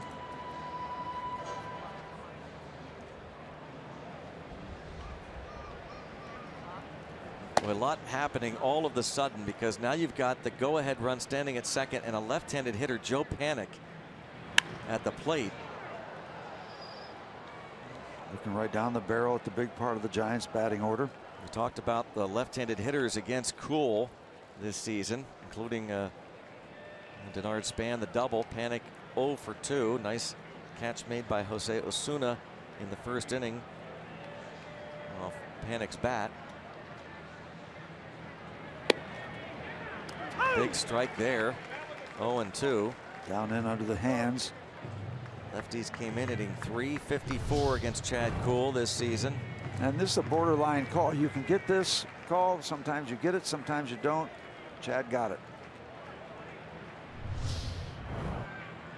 Panic, the 5th toughest man to strike out in the National League.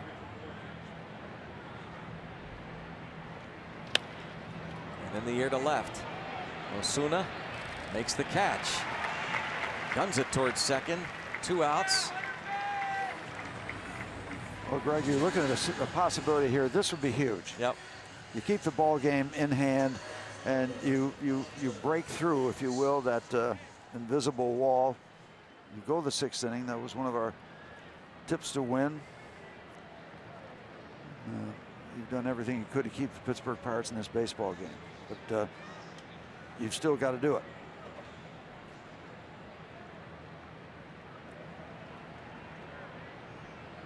Pence has hit the ball hard twice off of Kuhl. A liner to center field, and the comebacker in the 4th inning.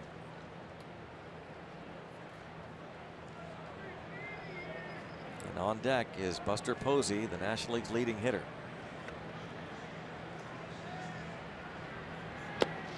Yes, he did. Oh, that was a weird semi-half swing. Wow, a pitch that looked like a hit in the left-handed batter's box. That looked as weird as those socks. Elias Diaz, the pick and the point appeal.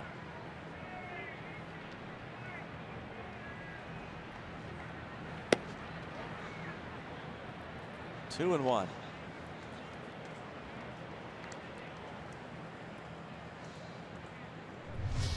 Span off the bag quite a bit, but he was still the closest one to second base. Harrison and more off deep.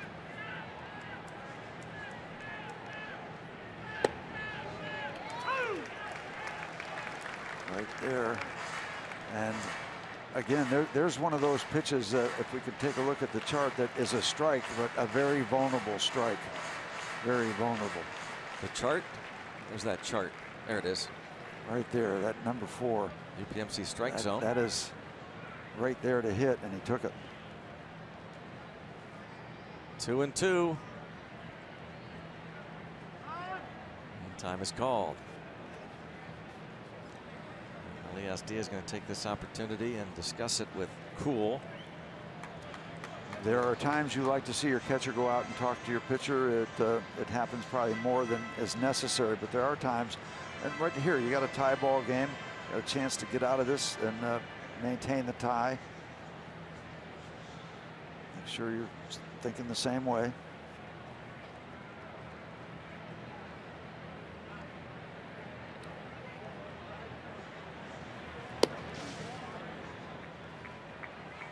Now full count. Tony Watson has joined the righty Hudson with the Brandon Belt, Brandon Crawford, Ryder Jones following Posey, all left-handed hitters. Boy, there's a whole bunch of people in that Pirate dugout right now really rooting hard for Chad Kuhl right here. Gets him looking as he was bailing. Chad Kuhl goes 6. Does give up his first hit and a run. It's tied at 1.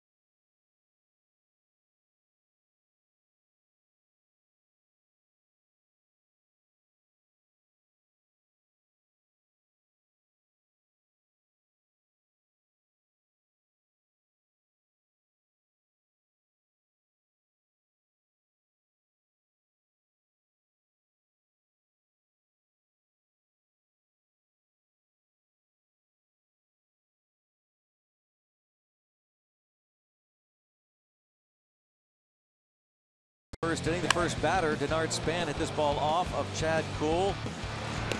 We'll check on him, he's okay. Got him on the wrist, third inning.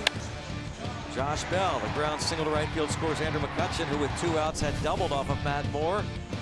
Kuhl, a little defense of his own off Hunter Pence's bat with 1 out of the 4th inning. And after that AB, he went back and regrouped, fell behind Buster Posey 2-0, got him to ground out. 6th inning, had a no-hit bid. Austin Slater, the rookie, leading off at the top of this inning. Homers, his 3rd of the year. And after a double and 2 outs, Hunter Pence strikes out looking. Excellent work from Chad Kuhl. And Andrew McCutchen. McCutchen has talked about how he's been wanting to check that one item off his bucket list to rob someone of a homer in the big leagues. He's done it in the minors, but has yet to pull that feat off the big league level. Of course, the other story is Matt Moore, who came in to this ball game today with all kinds of struggles. He has 8 losses, tied for 3rd in the league, giving up the most earned runs in the league. Well, the last 7 starts, 1-4 with an ERA of 7, 6.99 basically, rounded off. 3rd most hits given up in the National League for Matt Moore, but today, as Dave Righetti looks on, much better effort from Matt Moore. And a 2-2 count on Bell.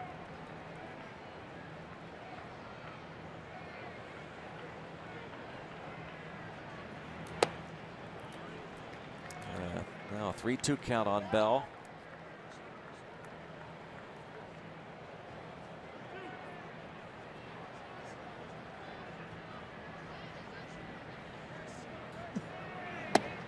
And a walk.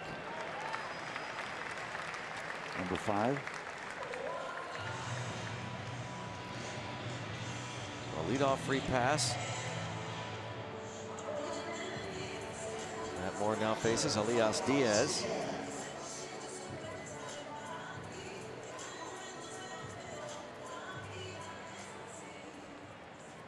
Bell reaches base for a 3rd straight time. A couple of walks and an RBI single. Diaz 0 for 2.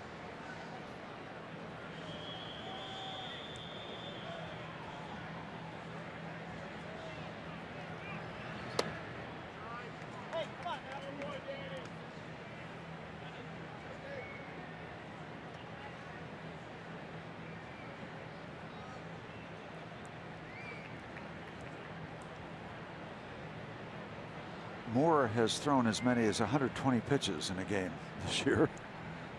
He's at 90 right now.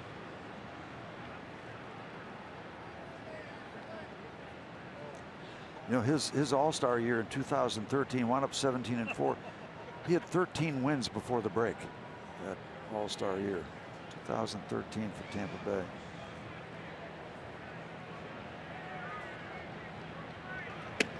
And last year acquired for that stretch drive and did good work for the Giants, especially in the division series against the Cubs. Game 4, the Giants were trying to force a Game 5, and they were within 3 outs.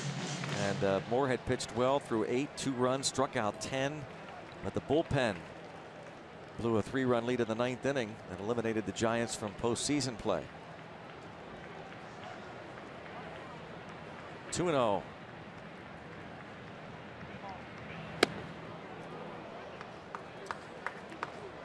Once again, Diaz going for the downs.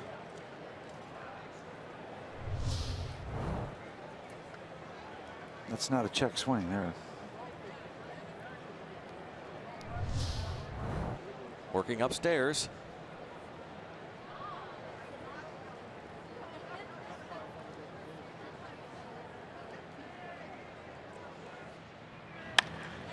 And into center, but Span. Line drive. The bat of Diaz. He's hit the ball hard a couple of times off of Moore. Allegheny Health Network injury update. Continuing to watch Francisco Cervelli as he makes progress, works his way back from the disabled list, took batting practice, caught Ivan Nova's bullpen session. Today caught Jameson Tyone's bullpen. Taking some ground balls. BP. Francisco Cervelli appears close to returning. In the meantime, Tom Prince gets on the phone. Pirates bench coach. Polanco double to right in the 4th. Brilliant sunshine now. Hope everybody has got their sunglasses on.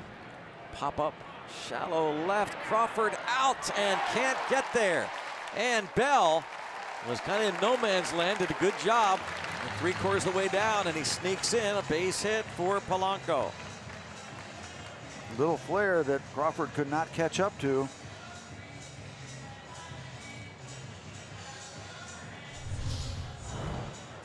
Boy, if Cool is going to depart, you'd love to pick up a point here, at least let him qualify, as Crawford very alertly tries for the force at second.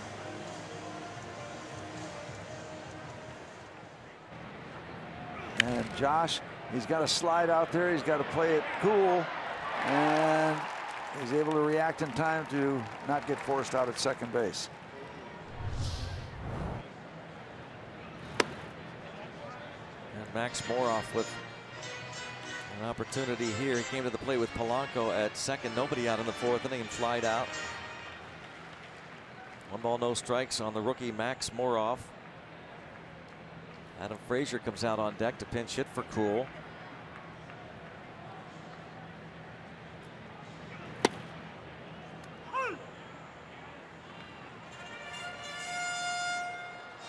Moroff making a start at shortstop. His second. Made 6 starts at second base as well.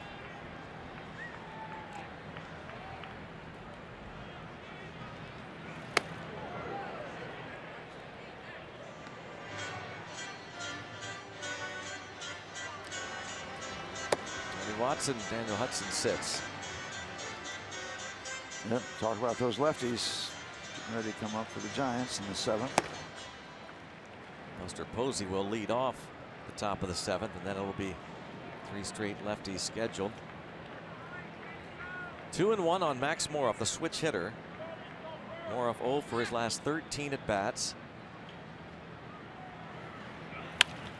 And a ground ball to third. 5-4-3 double play.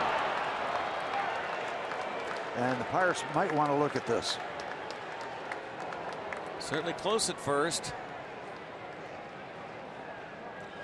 Tom Prince on the horn. There's more off.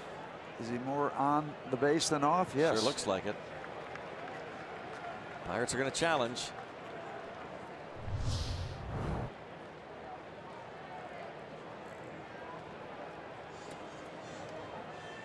I don't think this is going to take too long. Giants certainly have not left the field. First base umpire Nick Lentz. Now the manager Bruce Bochy, is he asking about Polanco's slide? Very possible that he is talking to Brian Gorman, the crew chief, about that. So what comes first? This challenge by the Pirates or Bruce Bochy's of a slide at second base? Was it a bona fide slide by Polanco? And oh boy, that might negate. You know, look at that. The Pirates challenge. That. How much damage is he doing to the second baseman there? None. None. 0. Zip. A lot of Pirate fans don't like. Aren't big Joe Madden fans, but Joe Madden has been a proponent of getting rid of that new slide rule and the home plate collision rule. Polanco, it's like you can't break up double plays anymore. That's a thing of the past.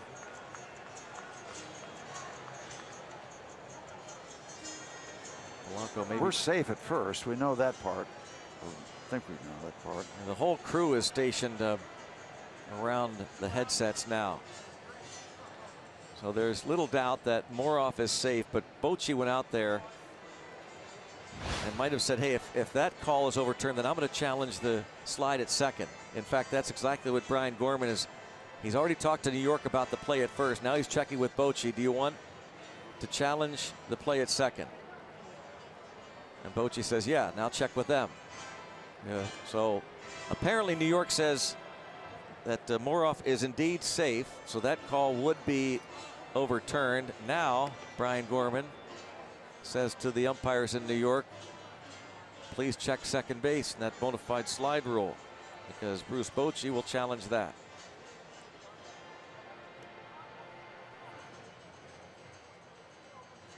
So I think we're going to end up where we started with a double play to end the inning. So here we go. Safe there, but Brian Gorman now. Oh, yes, he was safe. The slide the belt was okay, so well done. A legal slide. And now John Jason will pinch hit.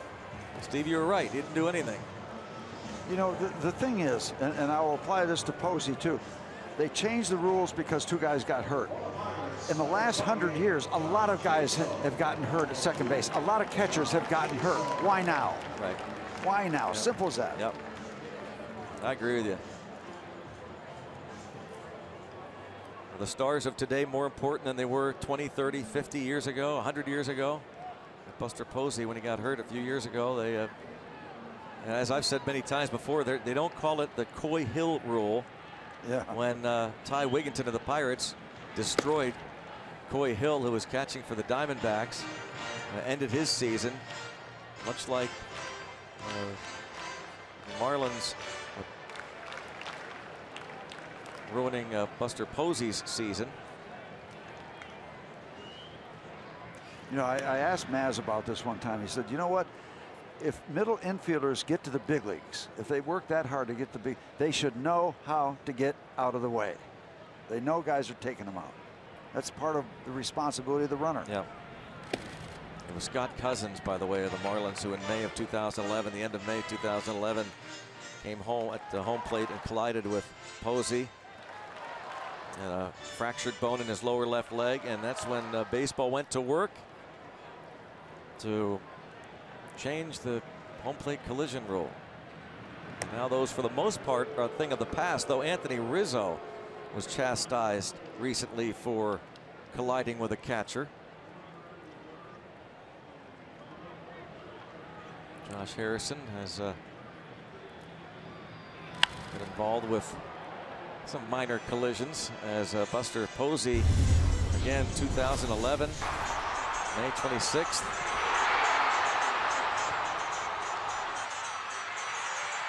The fractured lower left leg, May 26th.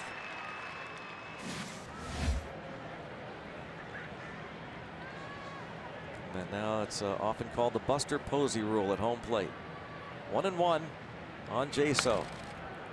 Now ball and 2 strikes. Well, you know, if they're going to go that way, you got to make a rule that people can't hit Josh Harrison.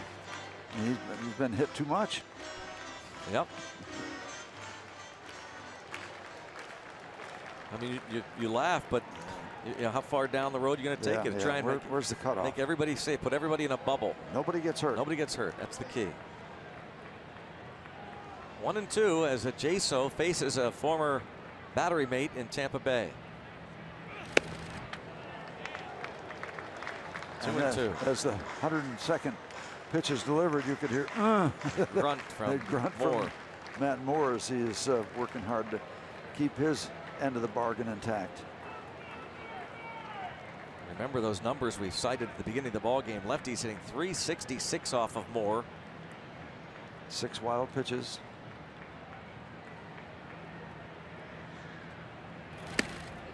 Ball 4. That is the 6th walk, and that is going to be it for Matt Moore. Josh Harrison will be facing a new pitcher.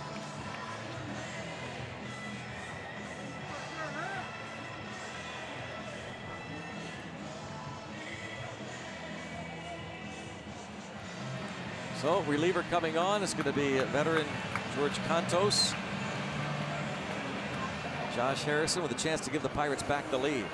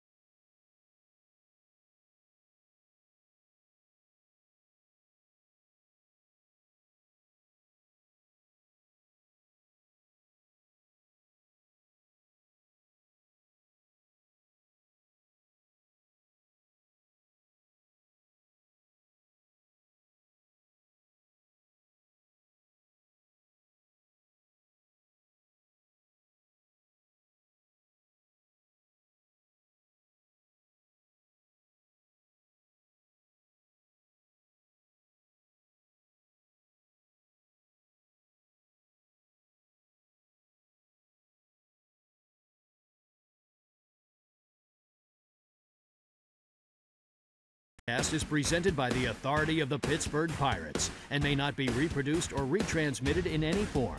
And the accounts and descriptions of this game may not be disseminated without the express written consent of the Pittsburgh Pirates. Matt Moore, 6 walks, 5 2/3 innings. Really fortunate that it's not worse. He's just given up 1 run to this point, but responsible with all 3 base runners. Yeah, and he's been, well, he survived his situation in the bottom of the first when he walked the bases loaded. Walks 2 in the bottom of the 6th. 5 home runs given up.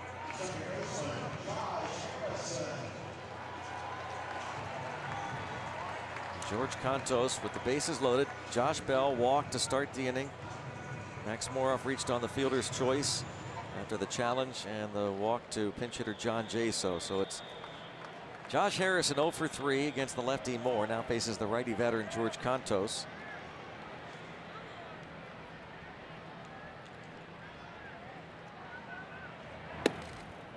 Starts him off and a strike.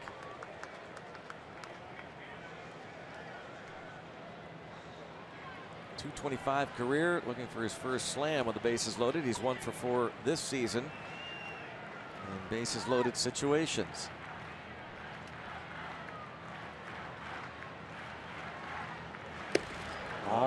Almost. He's been hit 7 times in his last 11 games.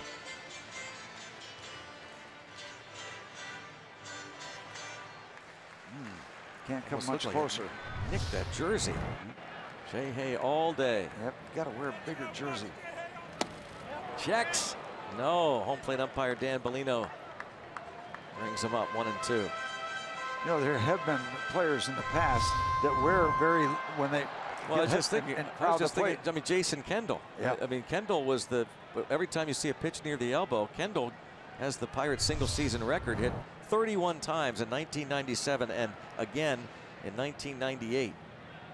That was constantly Kendall's MO. And Cantos comes in to strike out Harrison, and the Pirates leave the bases loaded for a 2nd time today, tied at 1.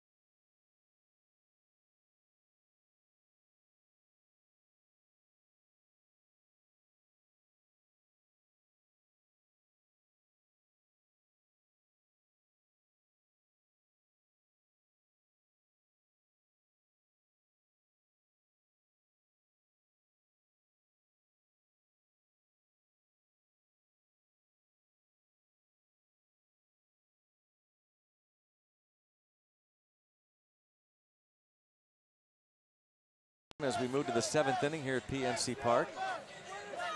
And our Nissan road ahead. Tomorrow, Trevor Williams, who's been pitching well this season against Jeff Samardzija. Samardzija 3-9. Better beard for Trevor. So he wins that part.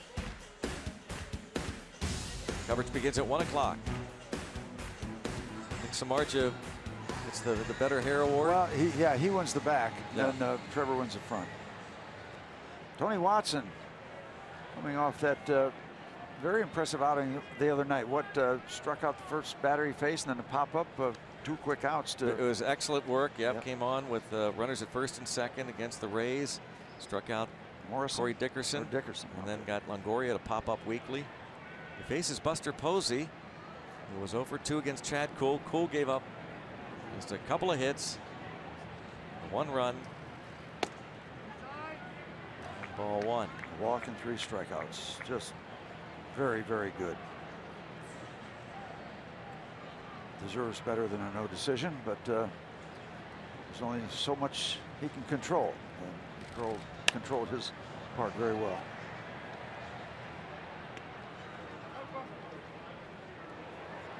So Watson now 6 straight scoreless outings. Heard Ray Searage talking recently about they think they figured out in terms of pitch sequencing with Watson, and certainly his velocity has ticked up a bit. That can help.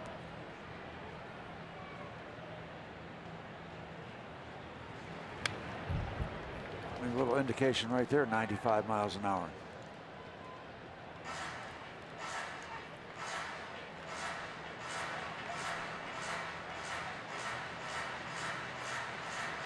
One ball, 2 strikes.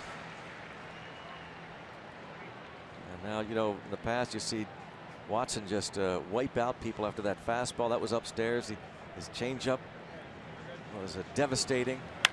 But this ball ripped into center field. That looked like an attempted changeup.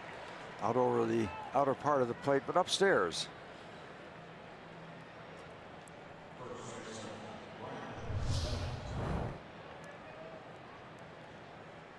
He does come back with a changeup. Turn it over, kind of, but didn't get it down. Didn't get on top of it enough to have it with that downward motion late at the late drop. There's a really good look from our Allegheny Health Network Supermo. Brandon Belt now 0 for 2. And the fastball in. Belt is 3 for 6 in his career against Tony Watson.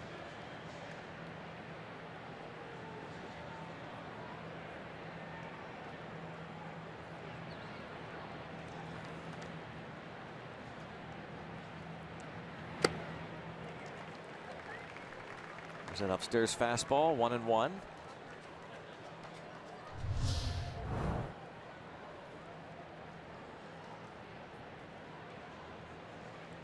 Another good look as Belt comes up empty. Now where do we go? Fastball right there. Painted. Yep. Down and away. Right there. The perfecta.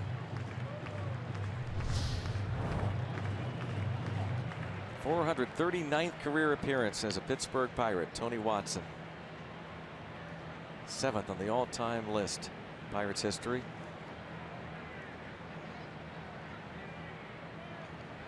What does Diaz put down? Fastball away. Get a chase maybe. Belt strikes out a lot. Almost. Yep, 79 Ks.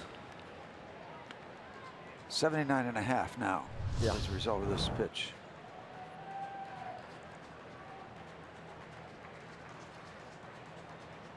We used to call that a ticker. Just ticked it. What would you call that now, Steve? Ticker. Yep. Breaking ball now. 2-2. The old breaking ball. Yep. Not the ticker. 2-2. All right, old pitcher, what are you going to do here? You and Watson, you're going to do what here? I want the sweeping breaking ball. All right. I didn't see any signs. Well, he got the fastball and grounded to second, one, and they won't get the double play. It's okay. Halted everything momentarily.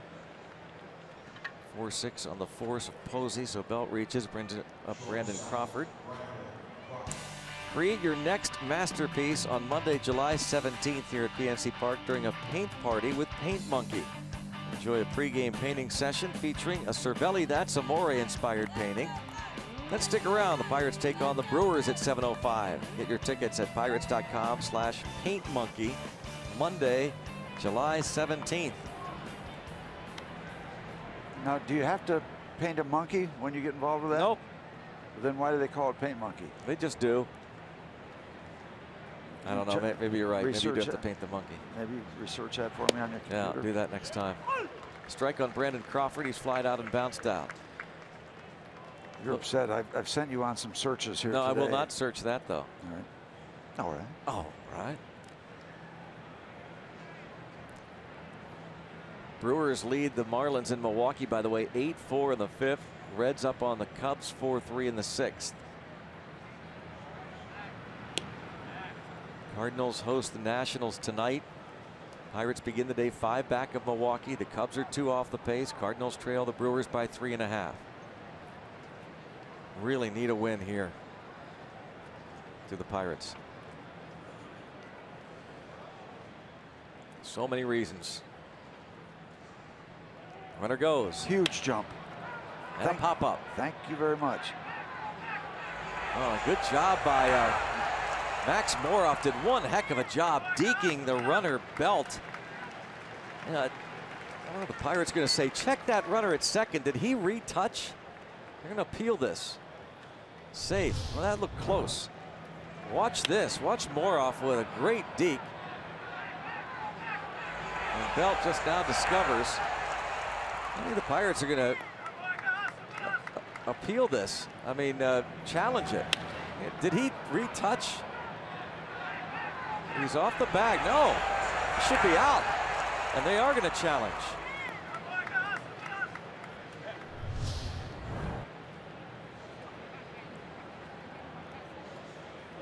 Umpire at second, Dana Asonia. And again, the crew chief, Brian Gorman.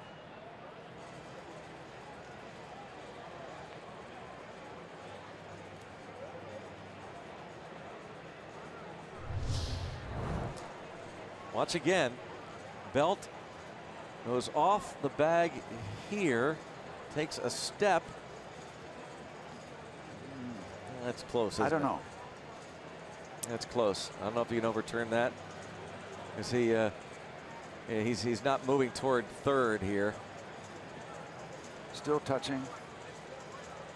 I don't know. I hope we get the call, but I don't think we're going to get it. His first step looked like it was toward first.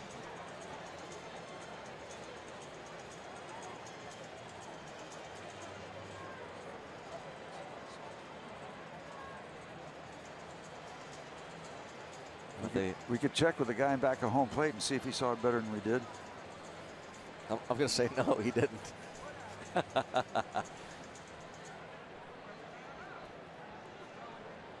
Clint Hurdle challenges, and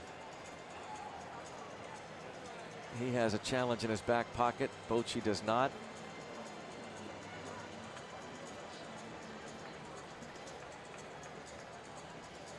Here's Bruce Bochy. His team has won 4 in a row. Real struggle this year for the Giants, who won 3 World Series in a 5-year span. 2010, 2012, 2014. They had the even numbers going, but it's 2017. Odd year, and it has been an odd year for the Giants. A challenge taking a little bit longer maybe than we would have anticipated.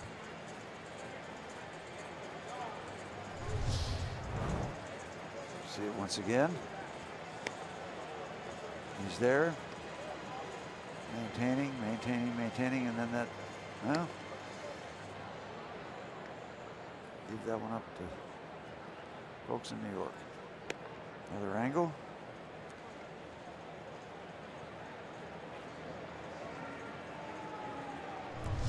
It looked like when he took the foot off the base, it might have been. Surprising it's taking as long as it is. It did look like his first step was right back toward the bag, but toward first, even though it came off the bag. The question is he forced to retouch? And he is out. They decide in New York that he did not retouch second base. So Max Moroff gets an assist on that one for the nice deke. And the inning ends on a double play.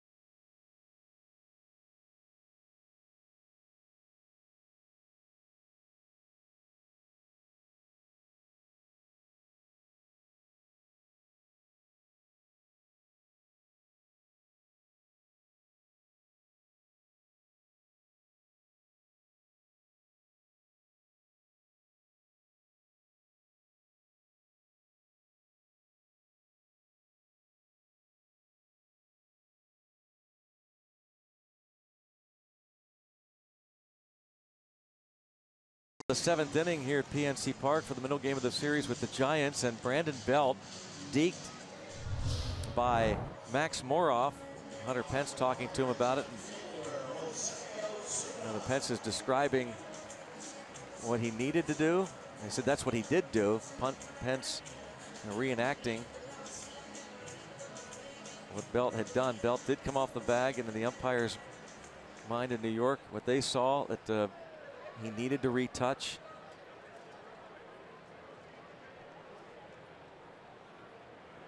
Rather than coming off to the side of the bag, if he had popped up and when he popped up and came off the bag, he was toward the third base side of second base. Maybe he needed to do something more emphatic with the other foot. So Pirates used their challenge wisely, and it's a double play. It goes 8-3-6. And it's still a tie game as Jose Osuna faces George Cantos in the bottom of the seventh. And Tony Watson gets himself a scoreless inning.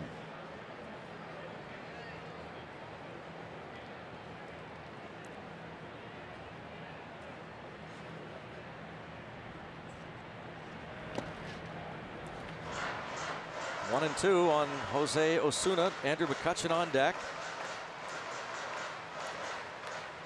Now we're seeing that shadow creep across the middle of the field between the pitcher and the catcher. Usually we're seeing that during batting practice.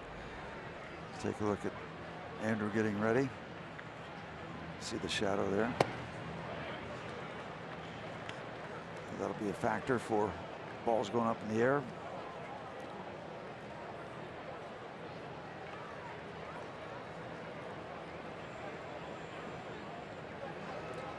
Yep, I see it, and that'll continue to creep out till a little bit after 7 o'clock, usually this time of year.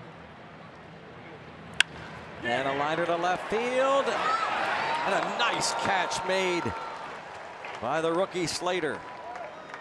And he has been the problem today, making a play like that and then hitting the ball over the fence. Slater's home run off Chad Kuhl broke up his no-hit bid leading off the 6th that tied the game, and here robs Osuna of a hit. Almost hooked it by him as it came in. That ball was hooking, trying to go away. See the glove on that side, and then he's got to stretch out way across, and he stays with it. That is a really, really good play. Darn it. Cantos appreciates it.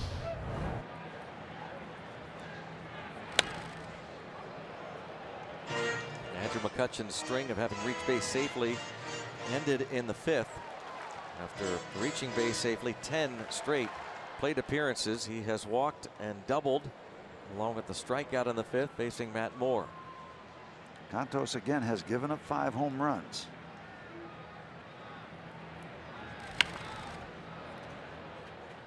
Doesn't look like a big number, but out of a bullpen, that'll get your attention a little bit. Andrew McCutchen's batting average is higher this late in the season than it has been since June 30th, 2015, when he was hitting .296. Average currently at .284. Highest has been this late in the season. But Cantos strikes him out. Second K for Cantos. He has retired the 3 he's faced. So now I'll pose David Freese. MLB.com at bat, your #1 mobile app for live Pirates baseball. Gets Pirates home screen icons and app features, as well as game day, live game video highlights, radio broadcast, StatCast news, and more. Download MLB.com at bat today.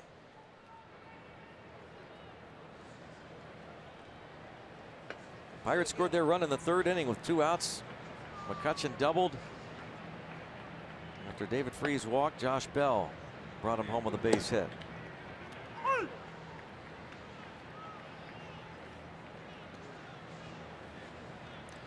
David would like to have that curveball back. It was a kind of a backdoor curveball, started in toward him, but then broke over the inside corner. Sometimes that is vulnerable for the power pull to left.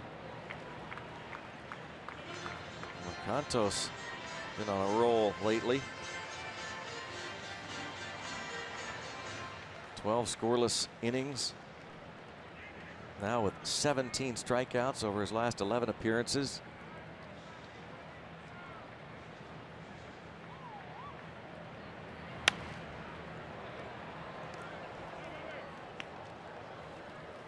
And on the other side, David Freese. One of those sluggish stretches, 0 for his last 14.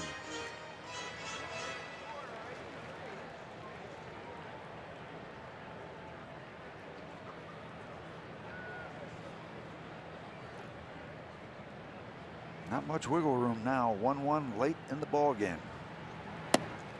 Did he go? No. Some of the Giants, including Posey, were walking toward the dugout.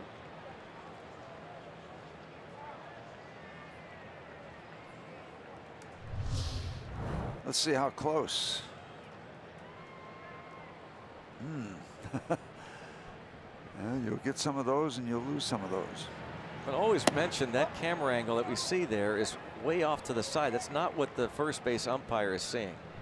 That camera is at the end of the dugout. First base umpire is over on the first baseline. 2-2.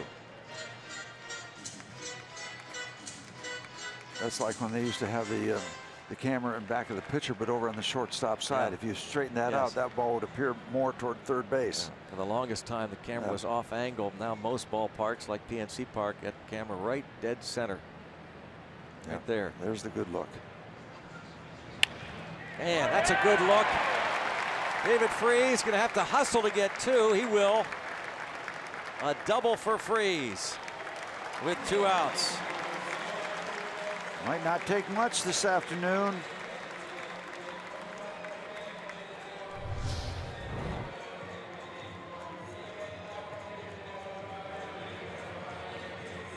David Freese, the double down the left field line. George Cantos had retired the first 3. It's the third double of the game for the Pirates. And for Freese, it ends that hitless string. Looked for a moment like it might be an issue in terms of second base, but that ball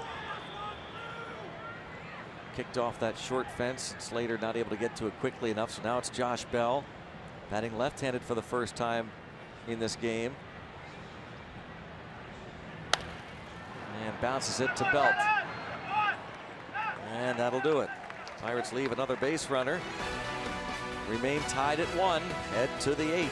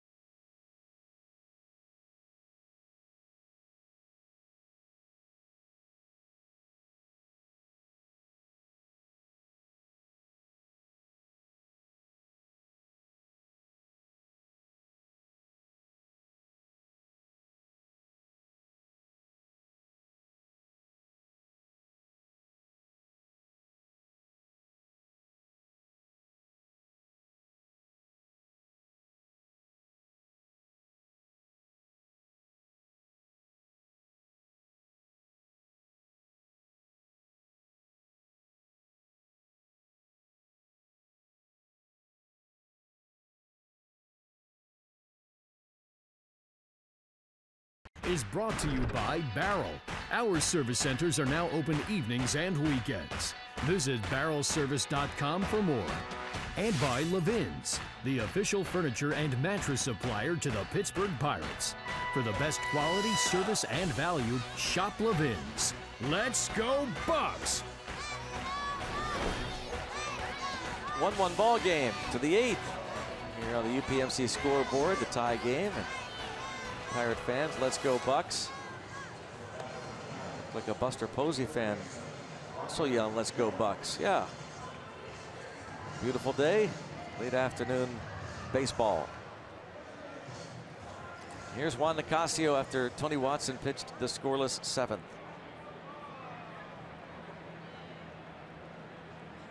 He faces Ryder Jones, then Austin Slater. And the pitcher's spot.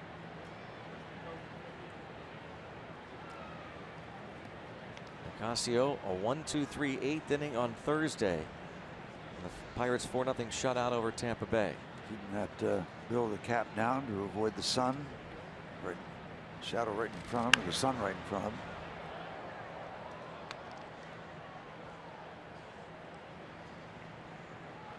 Ryder Jones, 23-year-old native of Seattle, Washington, a second-round pick in 2013 out of a high school in Boone, North Carolina. His first big league hit last night.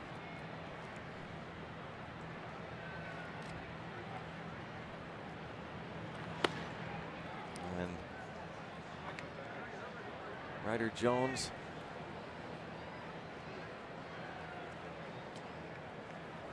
trying to get on board for Austin Slater. Jones was hitting .299 at the AAA level this year.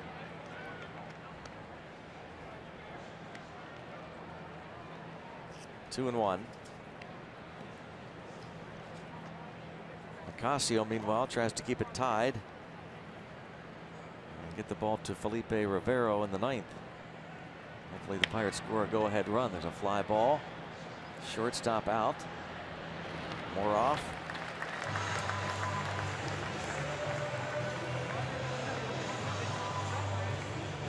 Hey, that's what we're talking about. Point Park University tweet. We didn't think we were crazy. Thank you there, Christopher. That's from the The Wizard of Oz. When the No, house that's fell from on. that flooding last week. That What? Yeah, that house fell down. And What is wrong with you? you're right. You were on it. You get credit. You get the credits. Thank you for that Point Park University tweet.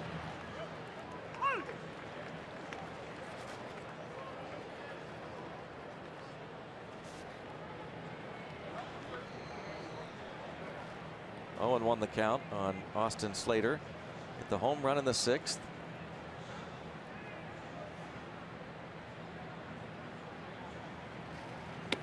Always appreciate the followers helping me out. You know, your Twitter followers help you out, your people.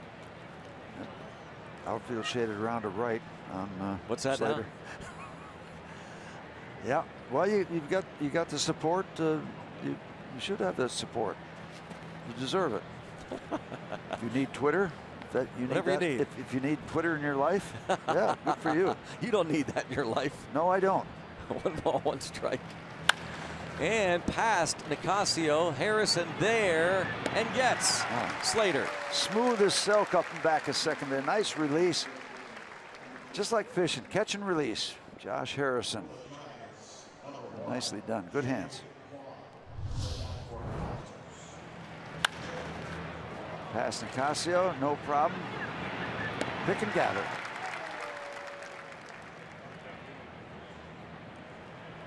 Another look from the Allegheny Health Network Supermo. Used to be an old phrase back in the rock and roll days of the 60s. Pickett Wilson for Wilson Pickett. Yeah. He did. Jay Huang is now pinch hitting for Contos. Huang just called up the other day from the minors. First hit was a home run from South Korea, minor league free agent signee.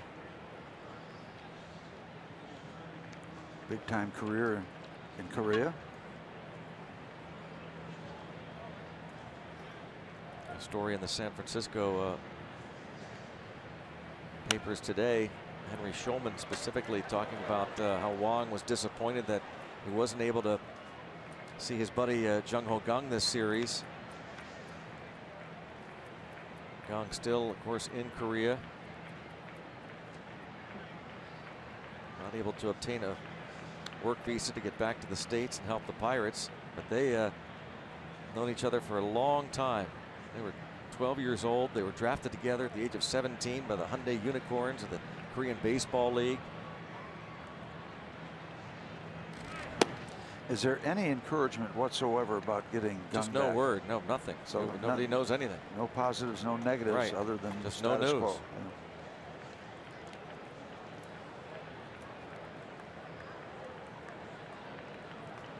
Yeah. Yep. Remain hopeful that first of all he straightens his life out. That's first and foremost. And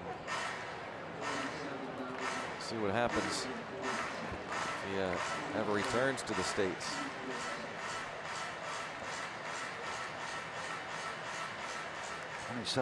$27,247 announced for the attendance this afternoon. We're going to do it again tomorrow, and you better get out here if you want to see the Bucks. They're going to be away from Pittsburgh and out of action for a while, so come on out tomorrow afternoon, 1:35. Youngsters get the Jameson Tyone jerseys.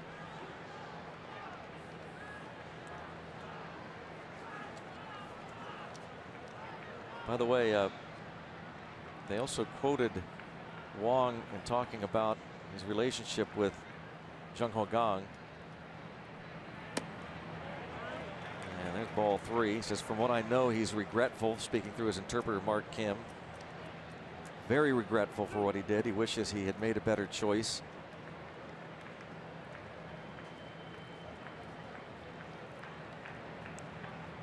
Boy, isn't that the truth? From all angles. There's a line drive to left field for Jay Wong. And he's headed to second. He'll be there as Osuna drops the ball. And that is a double, as the drop didn't affect the play.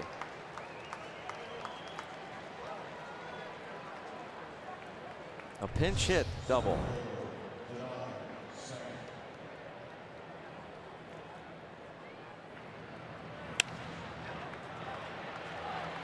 Now it immediately gets right down to cases in the tie ball game in the 8th inning. Let's see, Osuna not transferring, but not getting burned by it, as he was going to reach second anyway, but this is just all part of the deal, making the transition from first base to the outfield. Phil Nevin is the third base coach. Going to talk to Wong about the situation, maybe about the outfield arms, as Ray Searage pays a visit to the mound. Juan Nicasio and Felipe Rivero is up for the Pirates. Well, you can bet on any base hit to the outfield that Phil Nevin will not hesitate to even take a risk, maybe not a high percentage gamble, to try to score a go-ahead run here in the 8th inning. It's spectacular when people are thrown out at home plate. It just doesn't happen a lot in terms of the big picture. So you gamble. 1-1 game in the 8th.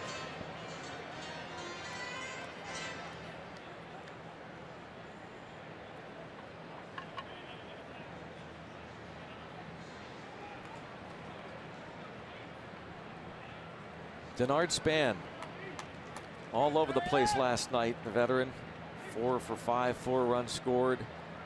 Doubled his last time up against Chad Kuhl.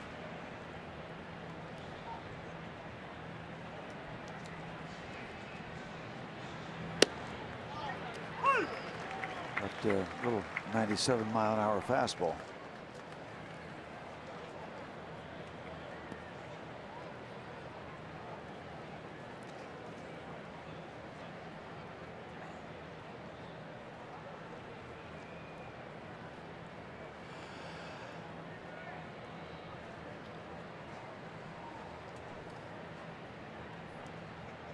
Oh, 0-1.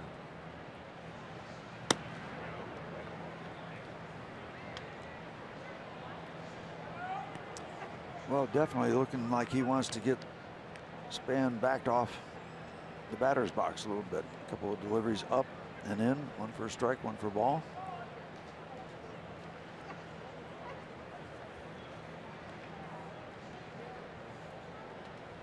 Check out Span's stance. How about that, Steve? Wow. That contortion. It looks like a broken ankle. Pointing his back heel toward the pitcher almost. Don't see that very often. Chopper to first. No, Juan Nicasio pitches a scoreless 8th. Pirates will have Elias Diaz due up in the home half of inning number 8.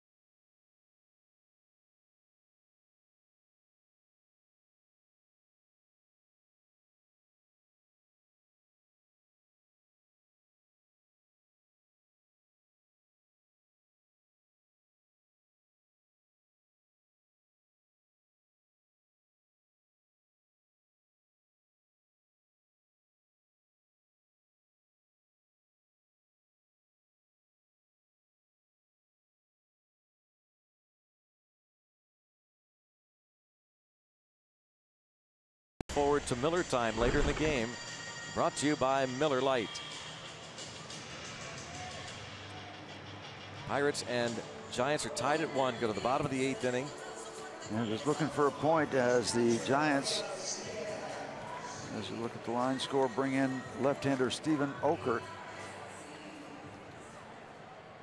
It has been rough times on him recently. The overall number, ERA 6.48. His last 8 appearances, 6 runs given up. Recent problems for this lefty. It's Elias Diaz.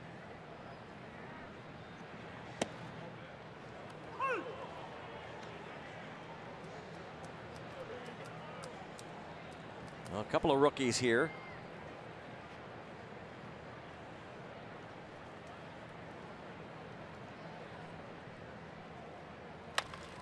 And a bouncer to Crawford.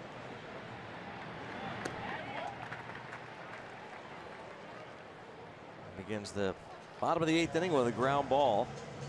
Okert gets Diaz, and now he'll face the left-handed hitting Gregory Polanco.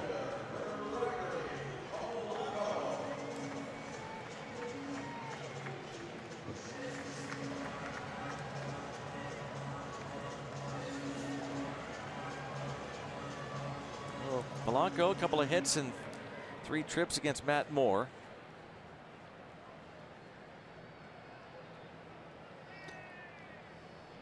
Working against Stephen Okert, who you saw the stats, saw that he has not given up a home run this year.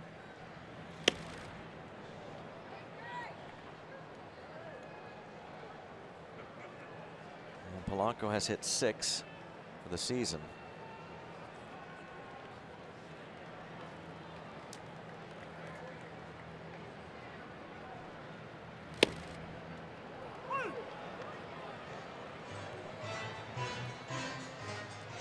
We got here Snacks.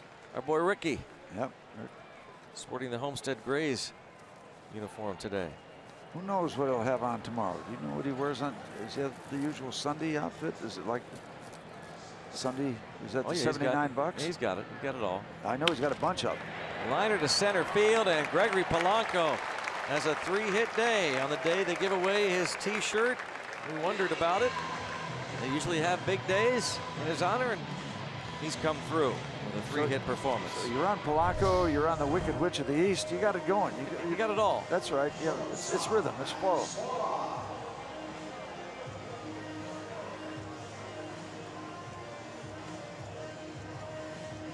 First 3-hit game since June the 7th in Baltimore for Gregory Polanco. Some more good work off a lefty. And now it's Max Moroff, 0 for 3. He'll give Moroff an assist for that deke he pulled on Brandon Belt. Turned into a double play after the Pirates appealed that he did not retouch second. But Moroff really needs to get off the schneid himself. Hitless in his last 14 at bats. He's hitting .269 at AAA Indy. 13 homers, 36 RBIs in 42 games.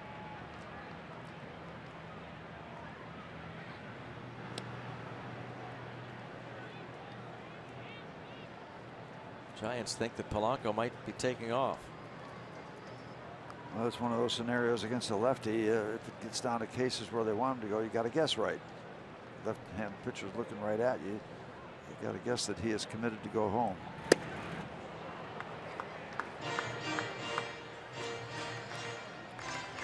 Stephen Okert, Riverside, California native who attended the University of Oklahoma, was a 4th-round pick by the Giants, 2012. Same year the Pirates selected Max Moroff in the 16th round out of a high school in Winter Park, Florida.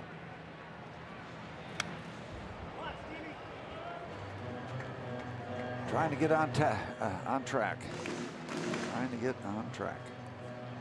Moroff, 2 years ago, the minor league player of the year in the Pirates organization when he hit .293 at AA Altoona. Led the Eastern League in runs scored.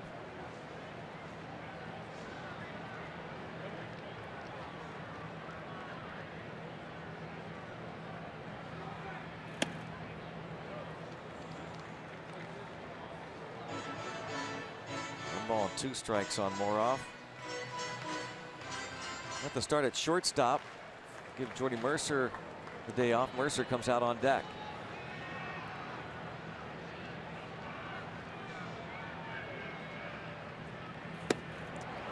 Down on strikes.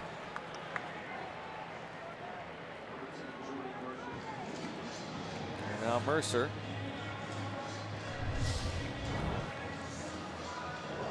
See the breaking ball down in under the hands. Or that back foot gets the swing. Bochy has a right-hander loosening in the bullpen, and he's going to go to the right-hander right now. Jordy Mercer announced as the pinch hitter. Here in the bottom of the 8th. Here's Bochy. Will make the pitching change, and we'll be back. See if Jordy Mercer can come through.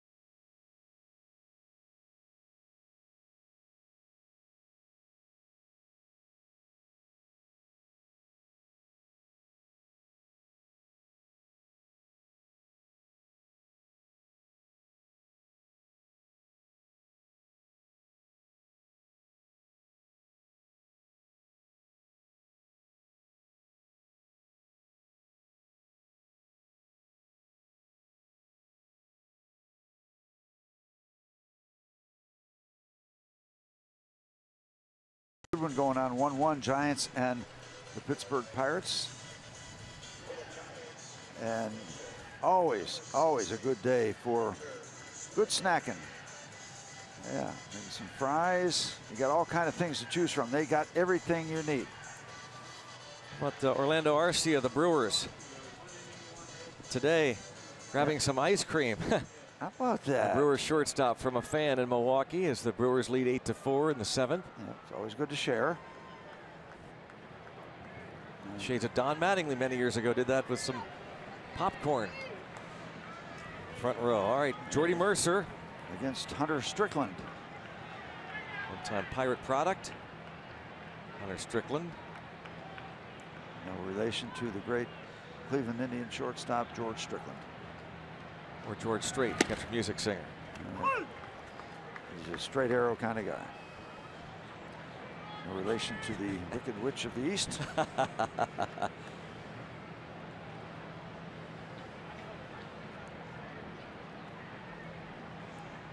Strickland, a 3.10 ERA last year, and you can see he's done good work this season.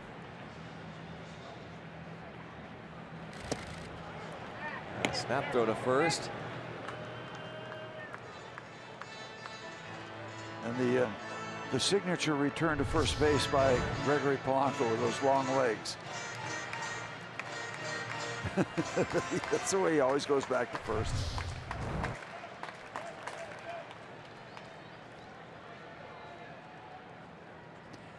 Buster Posey keeping a close eye. 0-2 now on Mercer. So is Hunter Strickland. And why not? You might be thinking that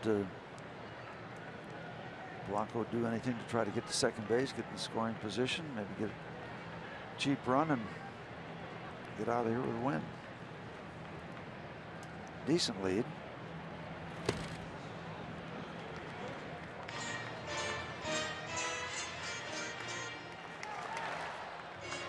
Franco, 3 hits, a double and a pair of singles. The Pirates haven't been able to cash in some opportunities. They have left 10 men on through their first 7 innings. As Mercer bats as a pinch hitter in the bottom of the 8th.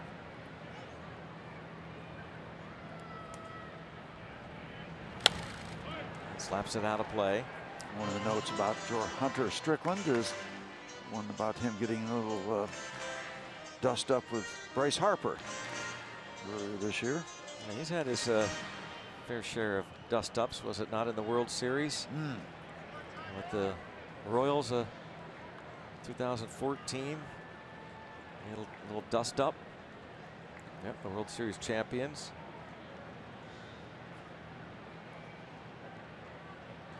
Giants had that real good run, 3 World Championships in 5 years. 1-2 count on Mercer. 2-2.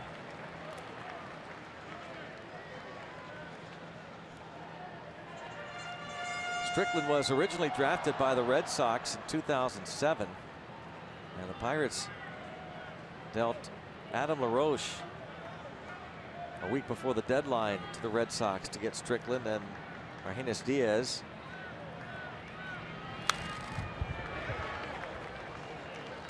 Two and 2 on Mercer. A little bit of a funk recently for Jordy Mercer. Continues to hit the ball well, but nothing to show for it, not much anyway. 3 for his last 26 at bats, covering his last 8 ball games. 1 for 12 on this homestand.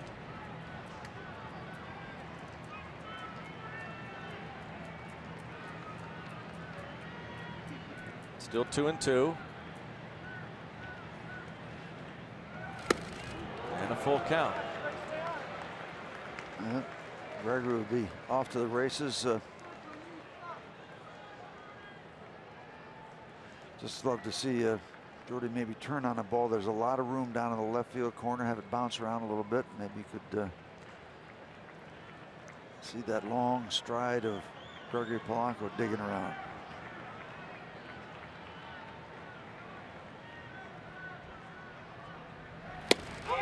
Strickland gets Mercer with the breaking ball. Head to the 9th. 1-1.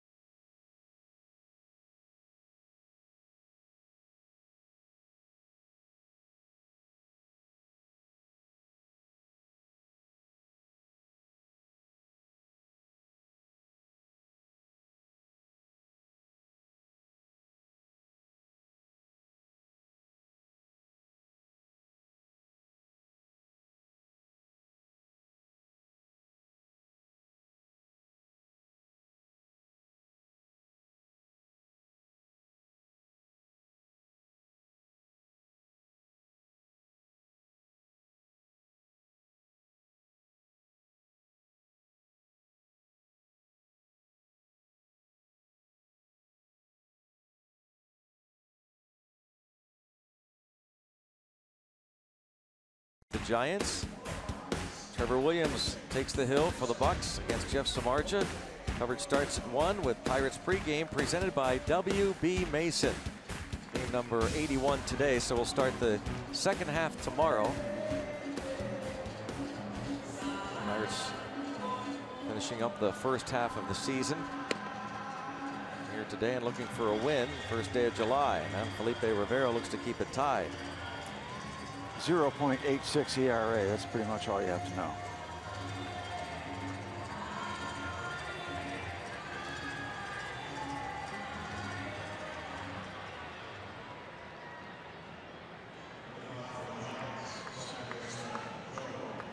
Joe Panic, Hunter Pence, Buster Posey due up here in the 9th. Sent along happy anniversary wish to good friends Paul and Janet Long. They were here yesterday. They're watching today. They'll be here tomorrow. Daughter Angela should be celebrating a birthday. Strike is called on Joe Panic. Hello, Grammy Pat. Fun at the ballpark.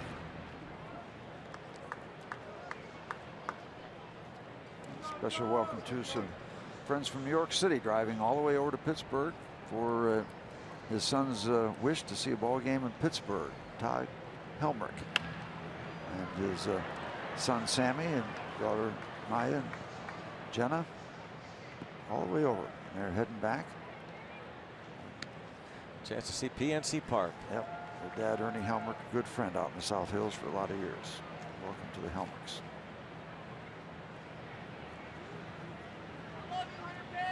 One-two count on Panic.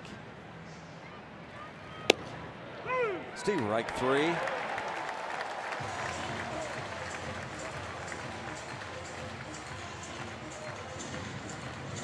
Felipe Rivero sent out the picture on his Instagram account, the shirt that someone gave him. Keep swinging, my catcher likes the cool breeze. Well, he talks the talk, and I guess he walks the walk. Thanks to a best friend for the shirt. Oh, okay, I see. It's a thank you. Okay, I thought he was just saying that about himself. 101. Well, he can say it about himself. He creates a lot of breeze.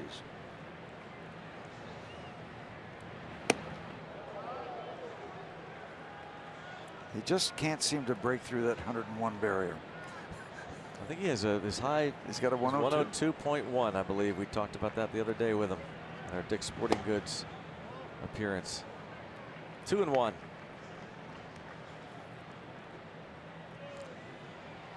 By the way, that little boy, Sammy Helmerich, walking out after we took the tour of the ballpark. This is the best day ever, he said to his dad. Great. I mean, how good is that to hear? To right and Polanco. 2 outs. Quickly, we'll bring up Buster Posey. Well, you don't want this game going to the 10th, but Red Hurdle has used Rivero for more than 3 outs. Let's hope it's a quick 1-2-3 and the Pirates walk it off. But now he faces Buster Posey, the league's leading hitter. 1 for 3 in this one. And by the way, the Giants, as we've told you, since they arrived without their closer, Mark Melanson, on the disabled list.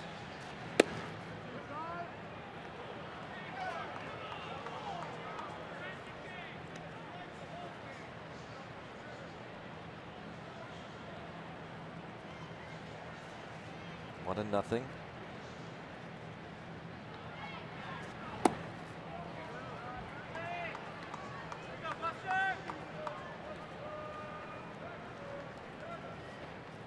Two and 0.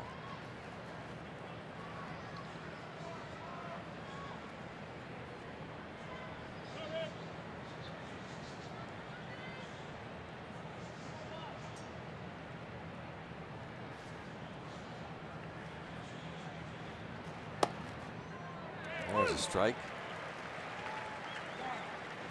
Sam Dyson is warming in the bullpen. Picked up from the Rangers first week of June. Mark Melanson being on the DL, Steve mentioned. Dyson going to get an opportunity to close some games, but he's going to be coming on apparently to keep this game tied as Andrew McCutchen makes the catch. And for Felipe Rivero, it's 1-2-3. Bottom of inning number 9. Jay Hay will lead things off. Then it's Jose Osuna. And yes, Andrew McCutchen.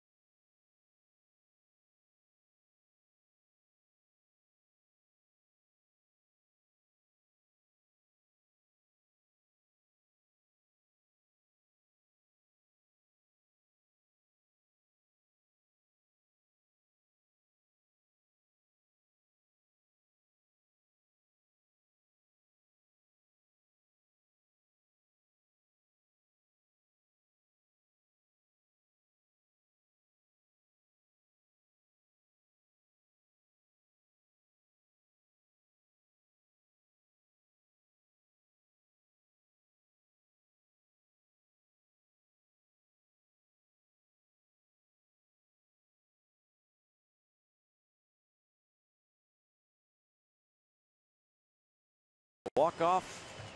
That's exactly what we'll have. Looking to raise the colors and get this series even. 1-1 score. Big Yellow says, yep, let's get her going. Got the rally shirt. Josh Harrison will be leading things off here in the bottom half of the 9th inning. The Brewers are up in the bottom of the 8th, 8-4 on the Marlins. The Reds are leading the Chicago Cubs 5-3, bottom of the 8th in Cincinnati. And here is the Cincinnati native Josh Harrison, 0 for 4. Hunter Strickland stays out there. Struck out Jordy Mercer to end the bottom of the 8th.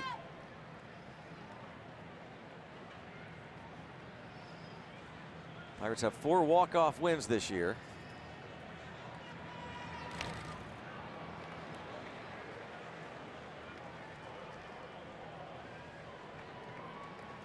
Not many offers this season for Josh Harrison.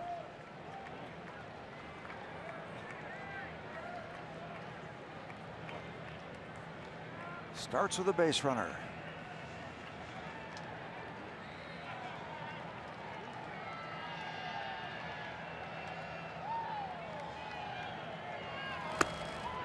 Almost again. Walk-off home run against the Marlins, August 6, 2013 for Josh Harrison.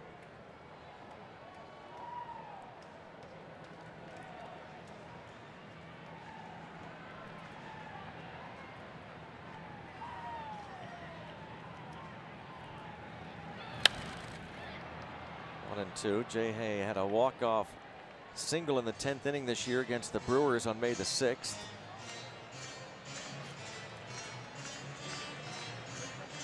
Rally cap. Yep.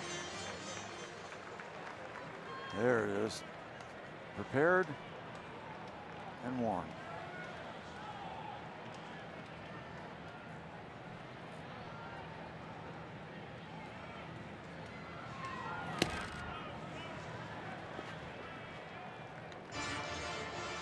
Hunter Strickland, 4th pitcher for the Giants today. Matt Moore went 5 1/3, worked around a lot of wildness, walked 6, gave up 1 run on a 2-out single from Josh Bell that scored Andrew McCutchen after McCutchen had doubled with 2 outs. Chad Kuhl started for the Pirates and was outstanding. He was no-hitting San Francisco into the 6th inning, but leading off that frame, rookie Austin Slater homered and tied it. And a ground ball to 3rd, and they had Ryder Jones playing toward the line. The bottom half of the 9th begins with a ground out. Now Strickland will face Jose Osuna.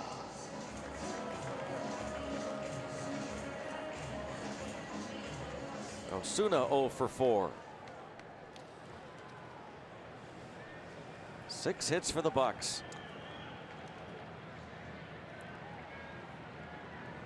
Strickland has allowed just 1 home run. Big time strikeout pitcher.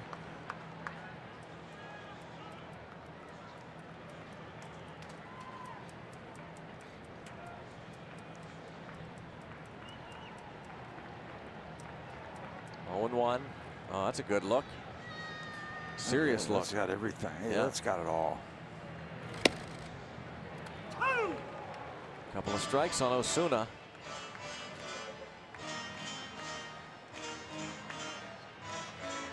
On a pitch that didn't really need to be called a strike.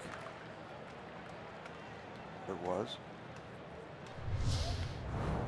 0-2.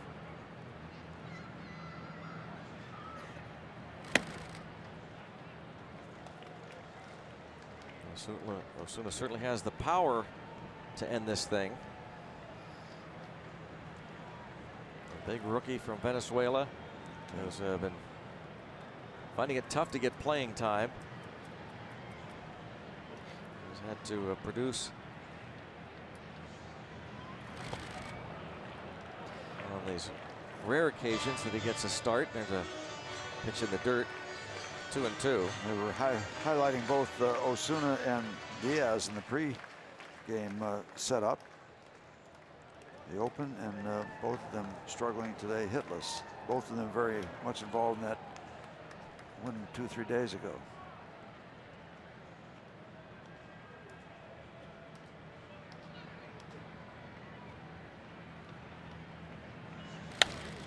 And just slapped it to first. Belt.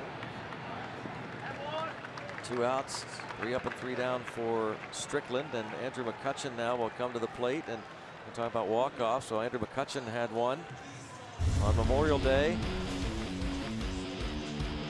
Archie Bradley. Oppo.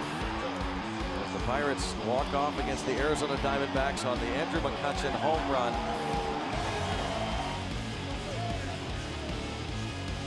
And May 29th. Yep. For McCutchen, that was his 8th home run of the season. He entered that ball game batting .213.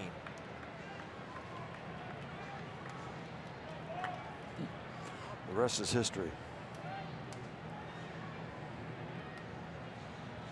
He had 7 homers and 23 RBIs. He has 14 homers and 47 runs batted in at this very moment. And you see his batting average at .283.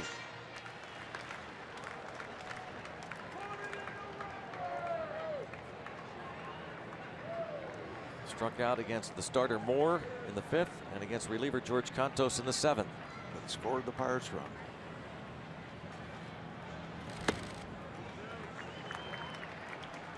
It's 2-0. Well, he certainly can afford to look for something right now, and even if he doesn't get it, he's still in decent shape during the at bat. But here's where you might be thinking type of pitch and perhaps a location of that pitch. And go for it. 2 for 2 against Cantos in the past with a home run. Or against Strickland, rather. Talking about Strickland, 1 for 4 against Strickland. And if he'd have been looking for that one, you know, Andrew has tremendous power the opposite way, and that could have been one of those right center shots, but he wasn't interested in that one. 2-1 now with 2 outs and nobody on. Goes to 3-1. Okay, maybe the script requires that he get to first base on a free pass, steal second, score the winning run. Could work.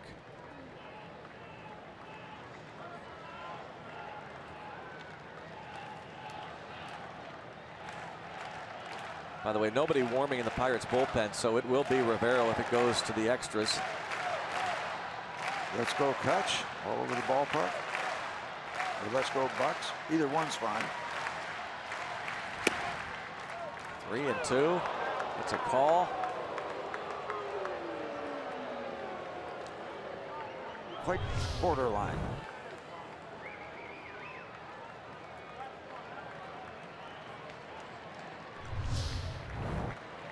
Strickland gets that one.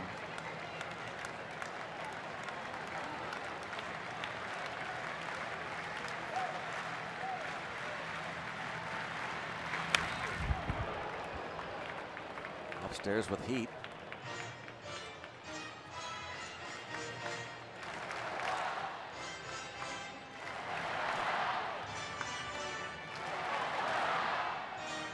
Andrew McCutchen's 2-out double in the 3rd produced the Pirates' run. Doubled and then scored when Bell grounded a ball through the right side. Andrew McCutchen scoring. The Pirates led 1-0 until that 6th inning homer by Slater.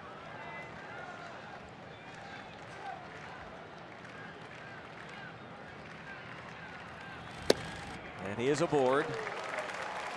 Well, we'll point out that Strickland is not easy to run against. In case you are wondering about that. His career 16 attempts, 6 have been caught. Of course, Buster Posey has a lot to do with that. Yeah. Posey's thrown out 28% of the runners trying to steal this season. Decent number, but you know, bottom of the 9th, nothing happening.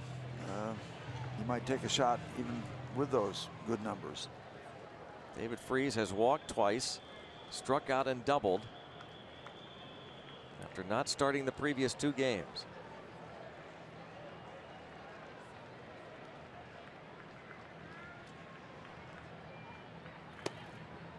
Not close.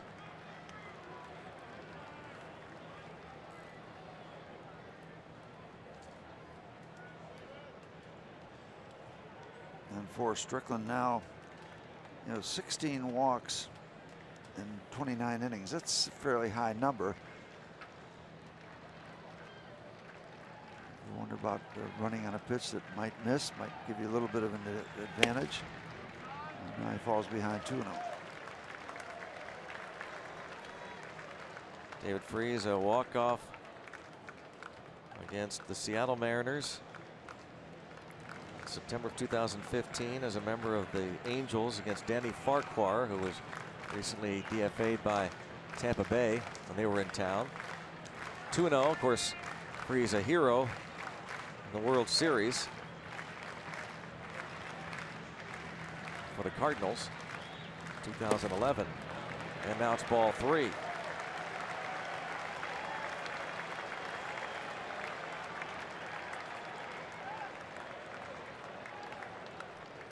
Josh Bell maybe with a chance to play hero. For David Freese, it was game 6 of that 2011 World Series, a 2-out, 2-run triple. And that tied it and walked it off with a homer for the Cardinals in the 11th inning. Of course, a game 7. Thinking McCutchen might be going.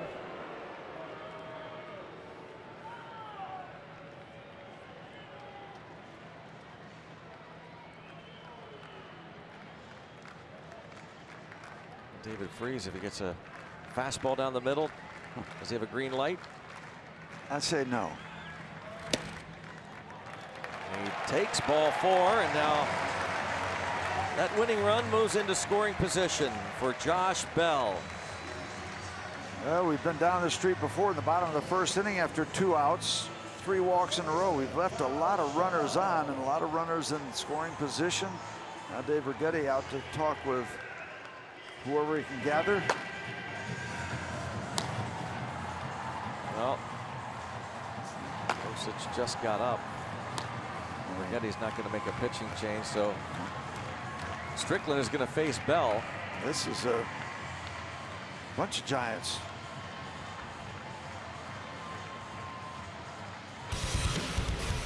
Josh Bell in the 3rd inning.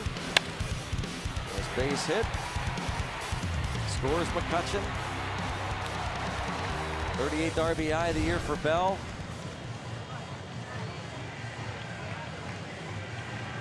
Any type of hit will do here.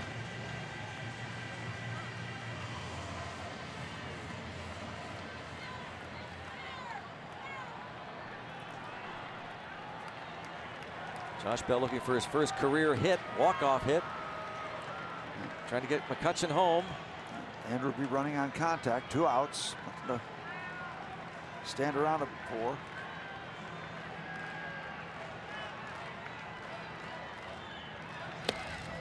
Lays off. Ball 1.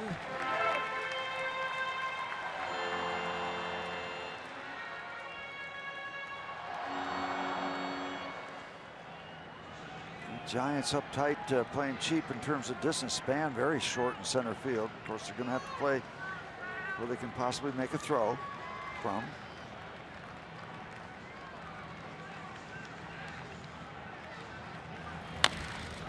And a little tapper. It is foul. Yeah, had some English on it.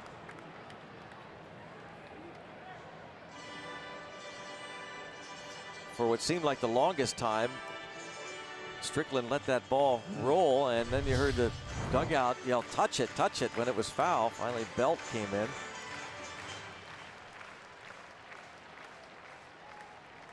That ball trying to get to fair territory for a while. 1 ball, 1 strike on Josh Bell. Trying to win it here. 2 outs, bottom of the 9th. Kicking off this 4th of July weekend.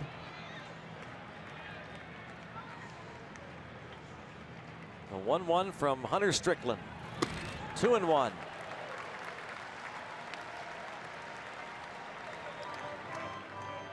Andrew McCutchen, after Strickland retired Harrison and Osuna on ground balls, walked, as did Freese. But the man that counts is at second, Andrew McCutchen. Any base hit to the outfield, Joey Cora will have the windmill going. And it would be a stunner if anybody gets McCutchen out at the plate, because Pence doesn't have a great arm span, really has no arm. Big lead. And now it is 3-1, and you know, maybe did Righetti go out there and say just be real careful to Bell. Take your chances with the right-handed hitting Diaz. But who knows? His control a little suspect, yeah. So they're playing with fire if they do that.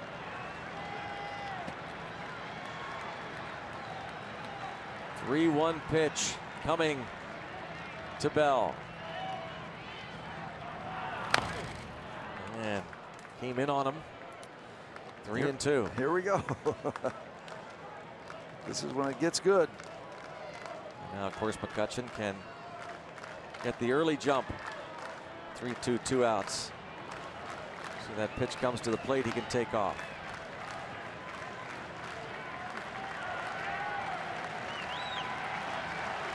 Showtime. 27,247. Revving it up.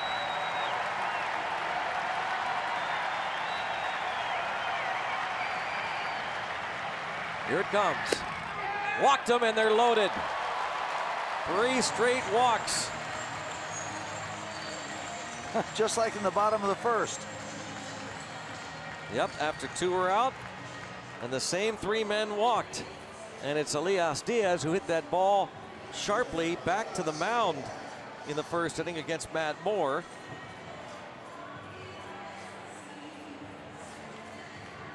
So here is Elias Diaz.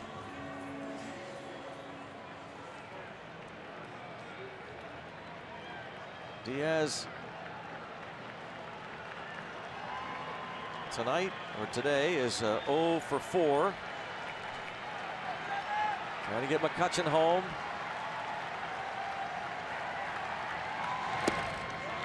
Ball 1.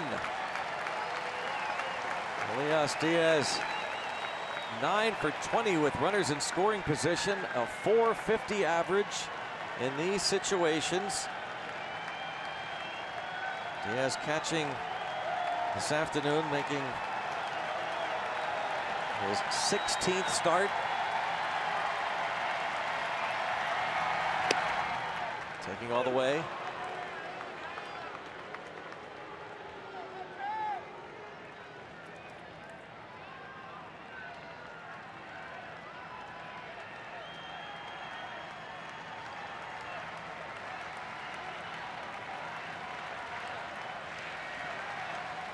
One ball, 1 strike.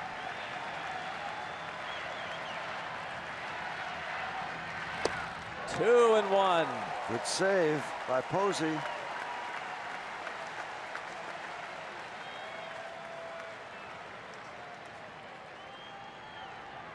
Strickland faces Diaz. Discipline required by the Pirate catcher. So 18 balls, 12 strikes this inning for Strickland.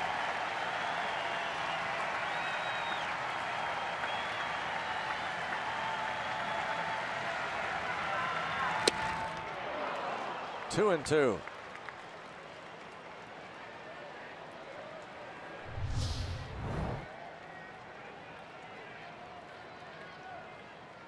Swings right on through that fastball. And we'll try it again. Trying to get him home, 90 feet away.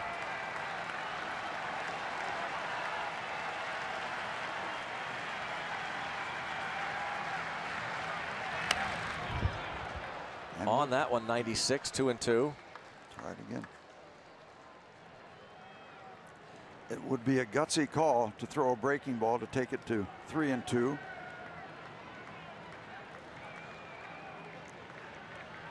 Diaz having to protect for the fastball. The sweat just dripping off the bill of his cap there. You saw that. 2 and 2. Everybody fingers crossed. Although Pirate fans clapping and trying to coax a hit out of the rookie Elias Diaz.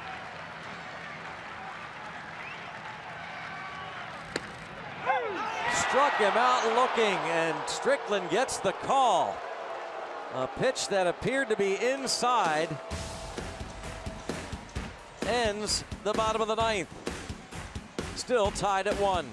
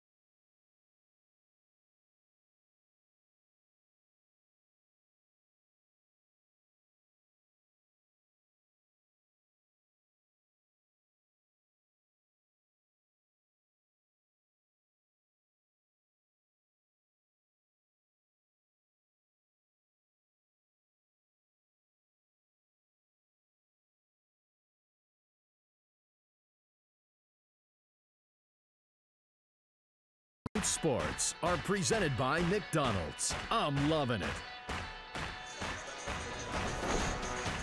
Well, if you love extra innings, you gotta be loving this.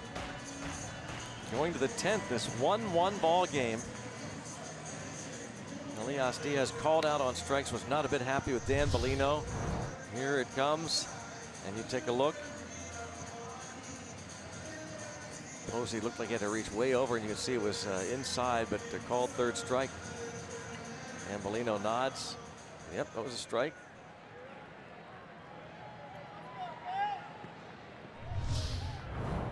It's now extras, and Diaz has to put that behind him. Work now with Felipe Rivero, his second inning. Brandon Belt leads off the 10th and pops up the first pitch. Way up there, and Freese makes the catch. One out, but Rivero was very efficient in the 9th. And one pitch, one out here to begin the 10th.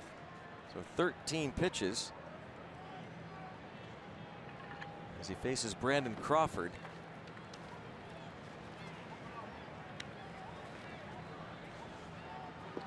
Crawford 0 for 3. Bottom of the 10th, the Pirates have Polanco, Moroff, and the pitcher spot due up.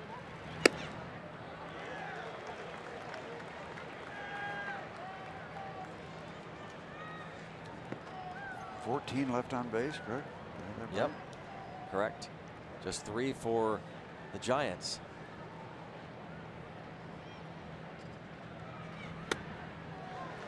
And 0-2 on Crawford.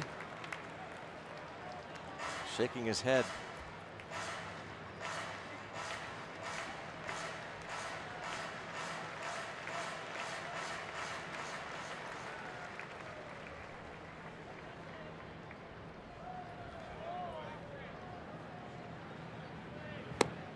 Oh, no contest. No contest. A couple of strikeouts for Rivero. 5 up and 5 down. After the heat, the sweeper.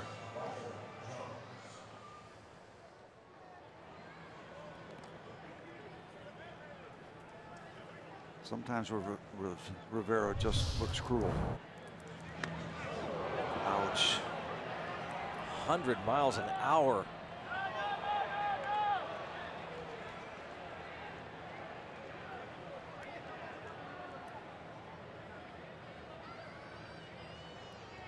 Who's Bochy going to come out?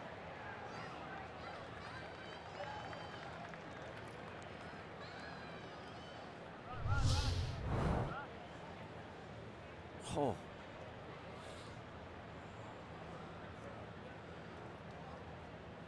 I mean, you know, I don't care what anybody says, 100 miles an hour, it is hard to imagine that didn't do some serious damage. Yeah, there's so many small bones in your hand and around your wrist. Pirates going to check, challenge that call. See if saying it maybe hit the bat, but that replay looked like it got him.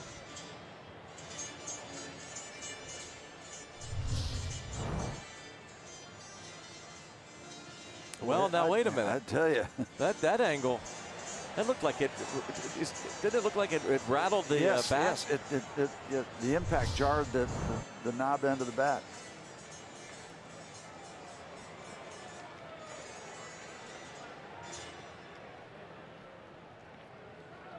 Call's going to stay though.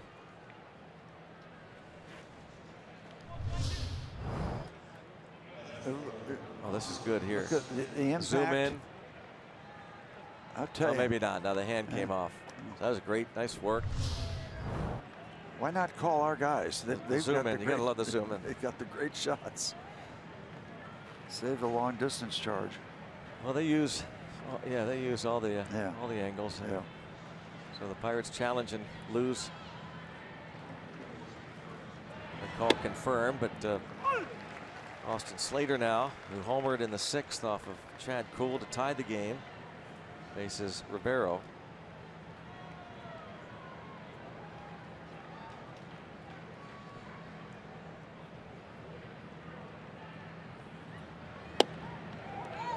Couple of strikes on Slater. Andrew McCutchen went back on that drive and leaped at the wall to try and rob Slater.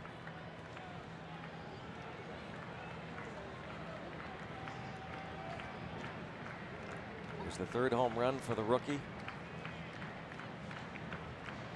82 at bats.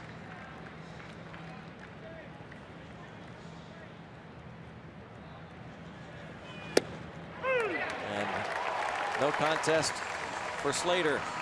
Felipe Rivero 2 scoreless. Bucks will try again in the bottom of the 10th.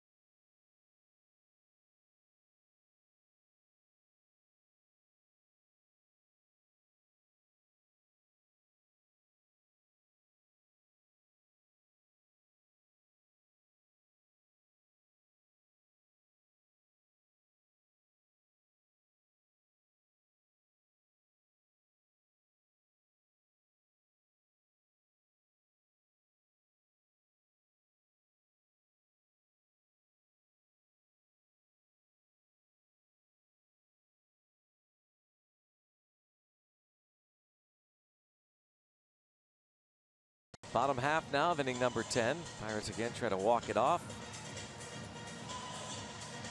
Looking to raise those colors today and even this series. Kelby Tomlinson takes over at 3rd base, a double switch.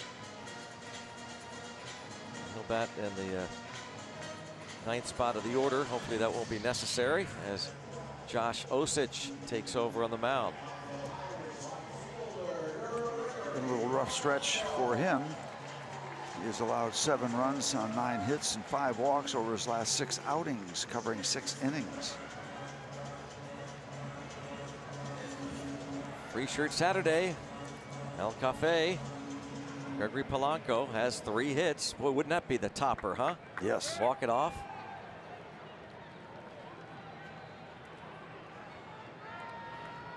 Yes, yes, yes.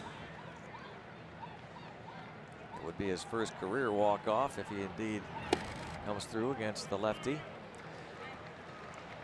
A couple of home runs given up by Osich.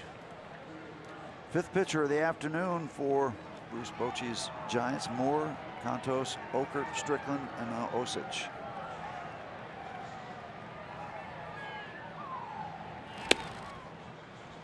Two and 0.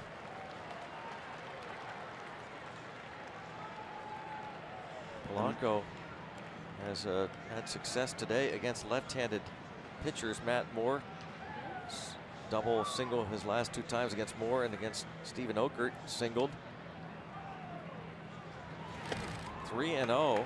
Yeah, and Osich, like several of the Giant relievers, struggling with control. 24 innings, 15 walks to this point. Can possibly add on. Polanco no home runs this season off lefties. In fact, his last homer against the southpaw August 23rd last year. And he had the green light, and he's fouled it back behind the plate. 3 and 1. If he loses Polanco, this will be the 10th free pass issued by Giant pitchers. It's tough to get away with that. Yeah, but they have so far. Yeah, just they have. 1 run. And well, we've left so many runners on. 14 to be exact. And another one. Double figures. The leadoff walk. Now, interesting to note that that is just the 2nd time the leadoff man has walked for the Pirates, and is only the 3rd time in the game the Pirates have had their leadoff man on at all. And you don't see many situations where there have been 3 walks in an inning and not a run scored. But here we are, only 1. You got to figure Moroff's going to be bunting here, don't you? Yeah. Yep. Struggling badly at the plate. Oh. Almost got contact there. That pitch just missing him. I'm a little surprised that the new 3rd baseman not playing in on top of him. Yeah, Tomlinson has to. The Giants have to be figuring that Clint Hurdle's going to bunt Moroff here.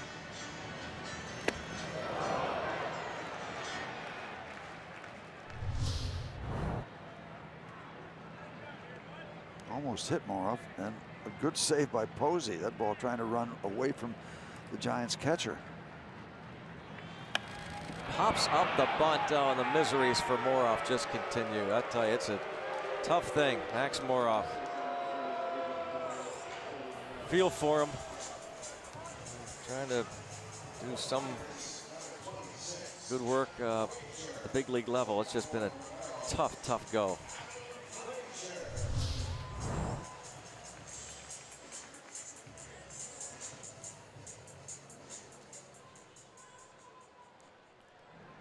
That says it all. Now you're looking to produce, to do anything at all to contribute, and you're asked to bunt and not able to do it. So Adam Frazier now pinch hitting. Half swing foul. You know, fortunately, I think the truth of the matter is it speaks to just nobody really doing much at AAA for the Pirates. In terms of position players, they just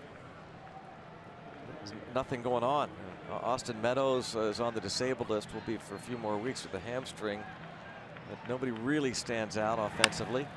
And this is a 4-6-3 double play that's going to take us to the 11th inning.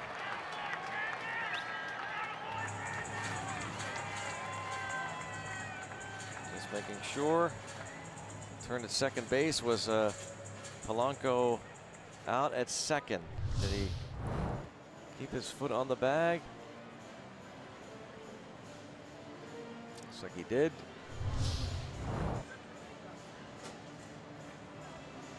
The Pirates have lost their challenge, but they can ask for a crew chief review, so they're going to do it.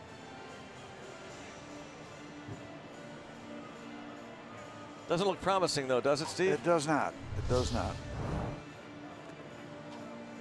Something that would, see here, that would overturn that.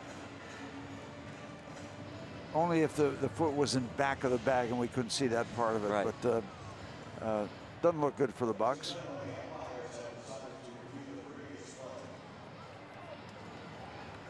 Let's see the back of the bag. Well, I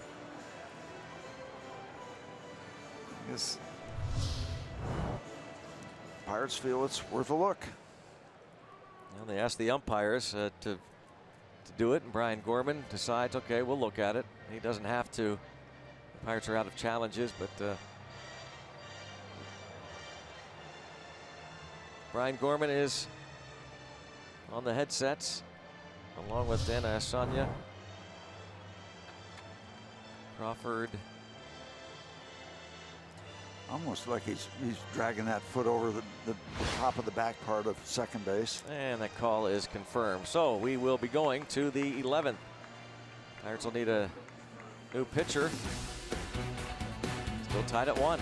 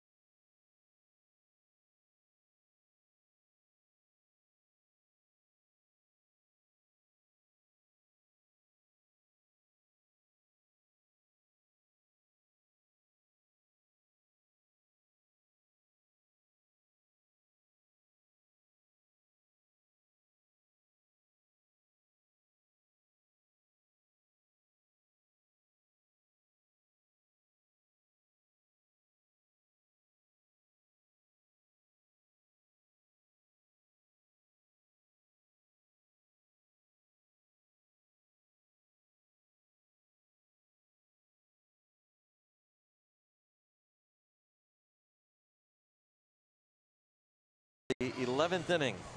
Pitcher number 5 for the Bucks, Cole Watson. Nicasio Rivera, 2 scoreless with 3 strikeouts, and Daniel Hudson.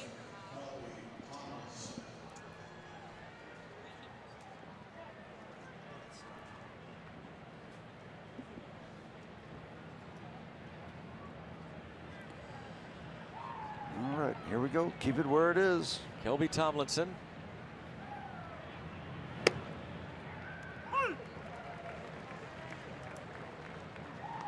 Kelby Tomlinson, his first at bat.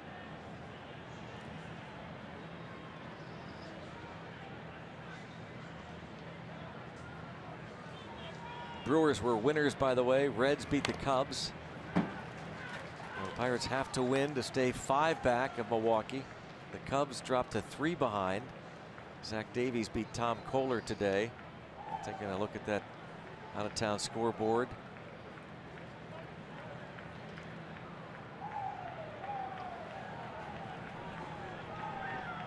0-2 on Tomlinson. Will be followed by Span and Panic.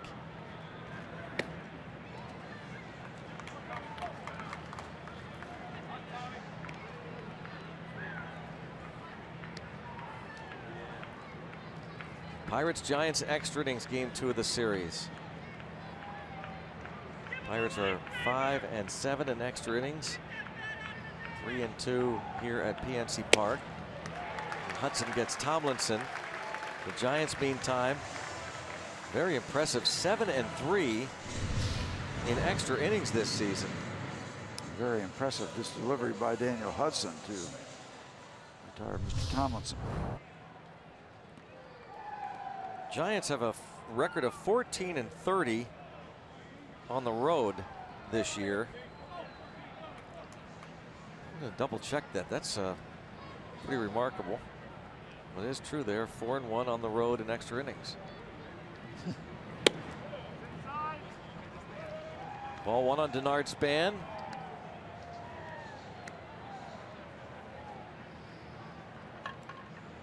Span 1 out of 4. He doubled off of Chad Kuhl in the 6th.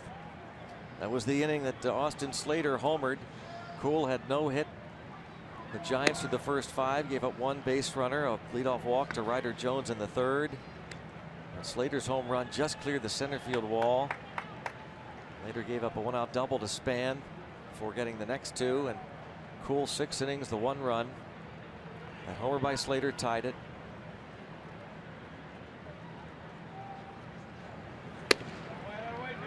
And now 3-0 on Span.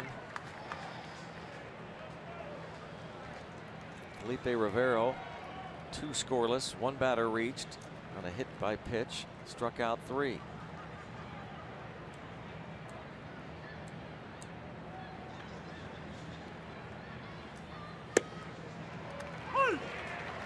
Hudson got the last 2 outs of the 9th inning last night when Edgar Santana was struggling. 13-5 Giants win.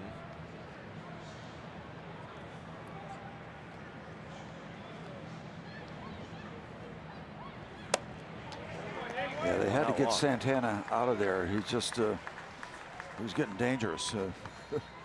Did he hit 1 or 2? Well, he was wild enough that he could have hit 2. He ended up hitting Gorkis Hernandez, but he had just walked Pence, but wildly, you know. Almost looked like it was an alarm. Hey, we got to get him out of there. Yep. Before maybe hurt somebody. Does Denard Span decide to take off? I would be surprised if he didn't. But the modest lead there on the first delivery. You get to this point, you start thinking, well, you got to take some chances. You got to risk something as you start running down the personnel line. Daniel Hudson, a lot of time in the National League West. 26 career appearances against the Giants. 5-3, 3.04 career ERA, and the Pirates thinking that way. They pitch out. But Span stays at first.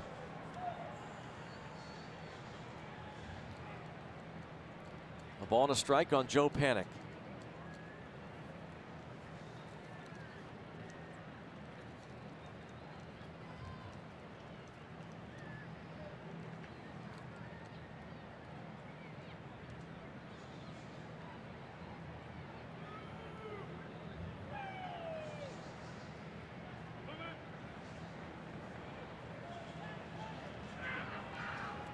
One ball, one strike.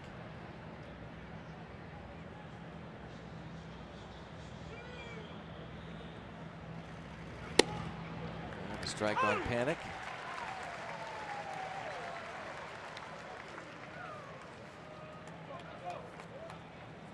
One and two on the Giants' second baseman.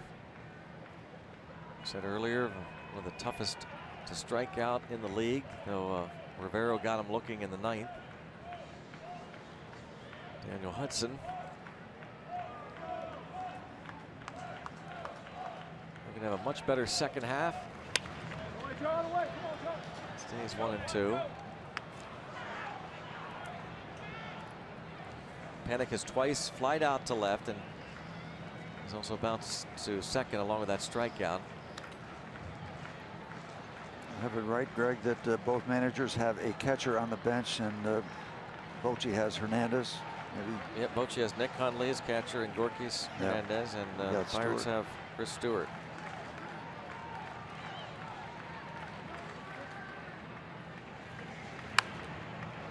Another foul out of play.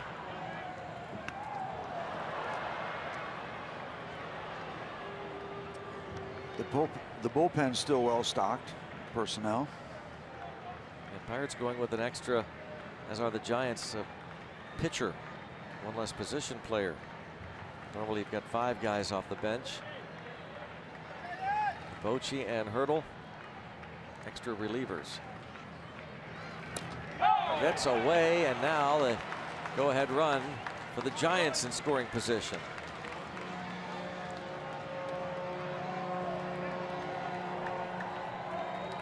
With good speed.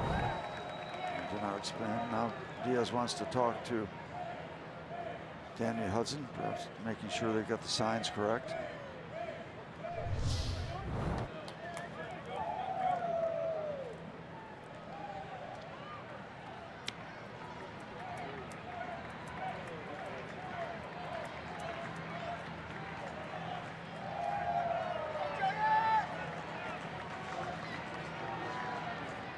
Change that to a pass ball. They call no wild pitch, but a pass ball charged to Diaz. Panic with a fly ball to left. That's going to drop in for a hit that has a chance to give them the lead, but boy, Span didn't read that well at all, or read Jose Osuna's run toward the ball. That looked like that was a sure run. The Pirates get a gigantic break there. Absolutely. That was weird, eerie looking, weird looking. There's Span in your picture there, and a secondary hesitation. But you know, late. Looking at it from ground level, we get a much different look. But maybe from ground level, it's much tougher. But look at him stop here again. He still thought that Osuna might have a shot. Yeah. Still, the Pirates get a break, and an experienced left fielder probably makes that catch, but.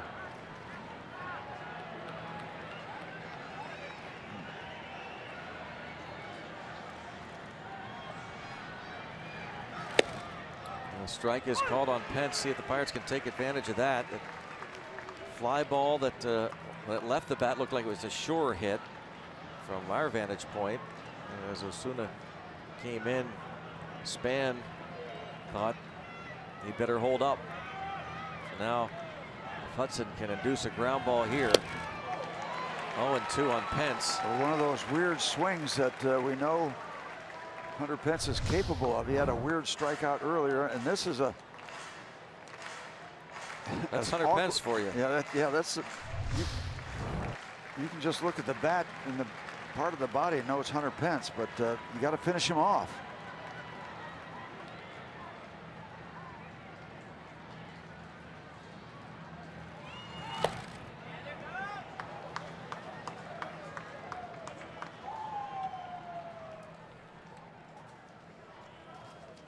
One ball, 2 strikes. Pence 3 for 10 lifetime against Daniel Hudson.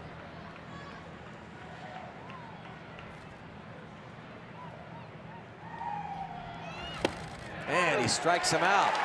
And he knows it. Huge, huge strikeout for Daniel.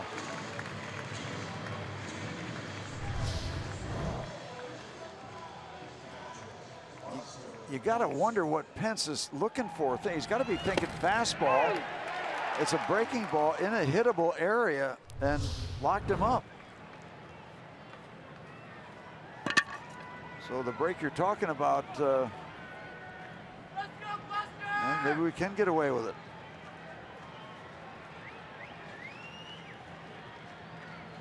Buster Posey. National League hitter, that's all.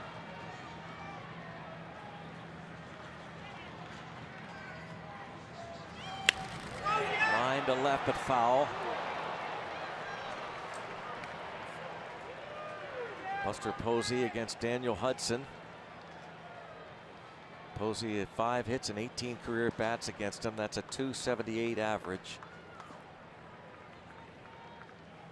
35 RBIs on the year for the former league MVP back in 2012.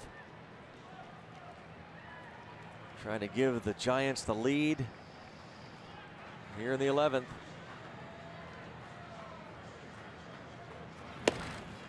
Oh boy, couple of strikes. 97 from Hudson. On the corner. A perfecta. You see the number 1 You like that? How do you like number 2?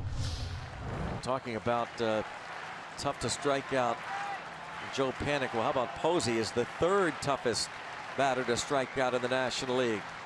And the thing is, you want to make him chase, but you got to be careful. You got a man on 3rd base. Well, 0-2 count. Oh, there's the block by Diaz. And because he's so hard to strike out, you've got to get outside the strike zone if you're trying to get him to chase, and they really get outside the strikeout here. And Diaz moving the whole body in front. That's just got to keep that out in front. You wonder if they might just go outside a little bit further. They got that perfecta, that 97-mile-per-hour fastball. Would he chase further away to try and protect? And looks like maybe that's what they're going to do. They want it out there. See him set up. And that is just good work by Posey. That's a pitcher's pitch. That's what they wanted to do. That's where they wanted to throw it. Maybe a little further out away if they could make it the perfect part of the plan. So just far enough in where Buster Posey could spoil it. And he's got to swing at it because he'd be called out on strikes. So that's the dilemma for a hitter. Again, do you just keep going, try and go further out with that pitch? I think maybe go away further. No, breaking ball. And it does not go. They do not throw to second. Stolen base for Panik. Well, this is discipline by Posey. That's a tough pitch to take, but he does. It's the 4th steal of the season for Panik.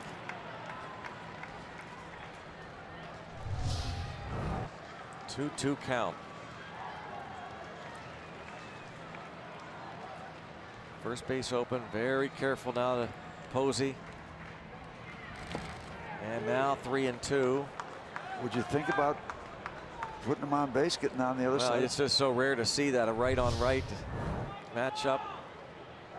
Yeah, well, you got a left-handed hitter on deck. Belt, but I mean, to your point, Belt is a career 154 hitter against Hudson, 2 for 13. Posey 278 lifetime, so not a whole lot better.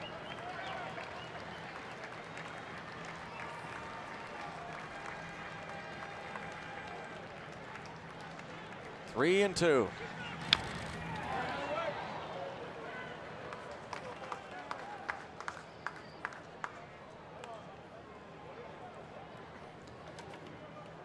Hard-working Daniel Hudson here in the top of the 11th.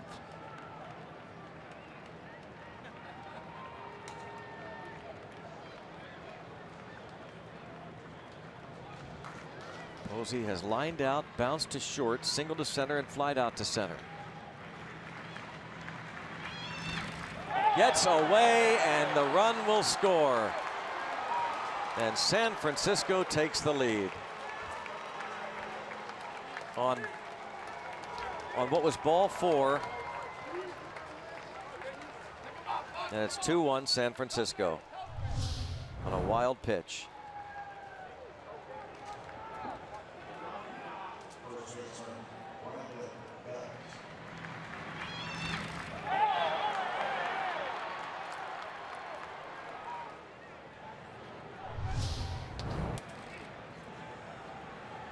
Denard Span scores after all.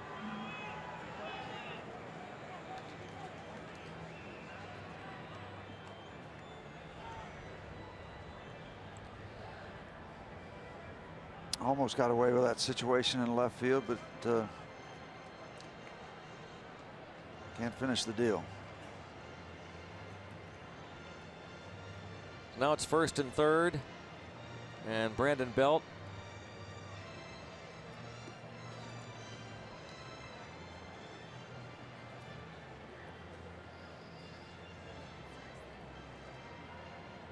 Daniel Hudson walking 2 in the inning, including Denard Span, who scores. Panik singled and pop up to left, stole second, and now he's at 3rd, and Brandon Belt.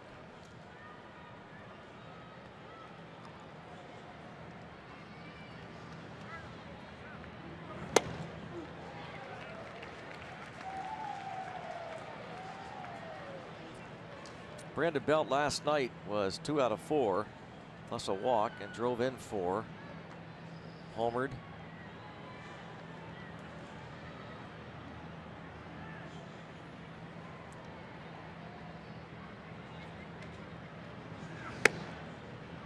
I'll tell you, it probably won't come out, but Buster Posey had a lot to do with that run by extending that at bat. Yep.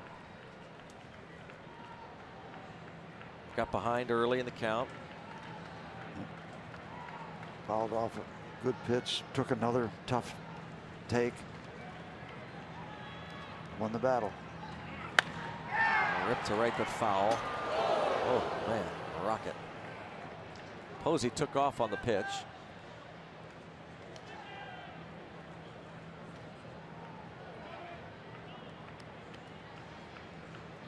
And still 0-2 on Belt. And now we look toward the bottom of the 11th. Pirates will have the top of their order up. Harrison, Osuna, and McCutchen. The Giants leading by 1 run, and they look for more.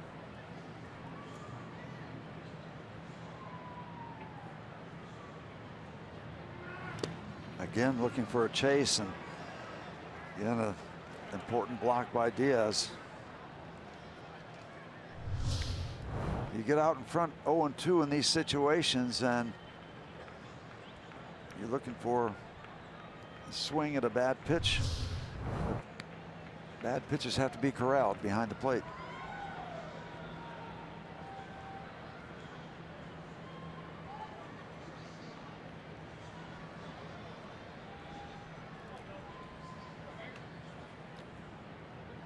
Third pitch thrown. And there'll be more. 2-2.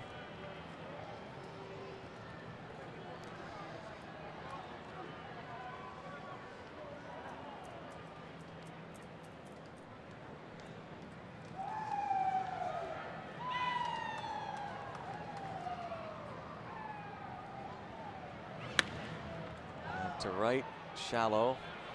Polanco with a catch. So Daniel Hudson gives up the run.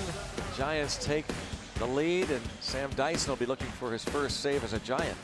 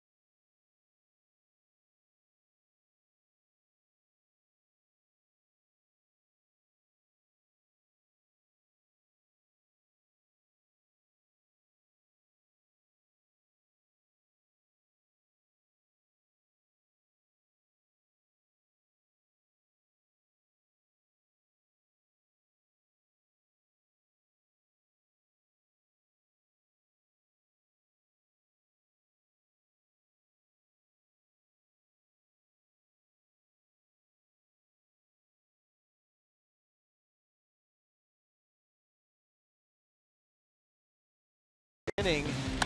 Check out this play as Elias Diaz hit a ball hard off of Matt Moore with the bases loaded, 2 outs. 3rd inning, Josh Bell gets the Pirates their run, scoring Andrew McCutchen, who had doubled with 2 outs. Elias Diaz followed and struck out to end that 3rd. In the 6th inning,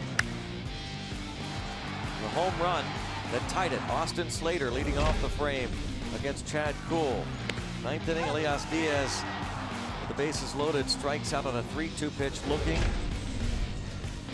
And in the 11th, Buster Posey walks on the 3-2 offering and scoring on the wild pitch to Nard Span, who had walked with 1 out.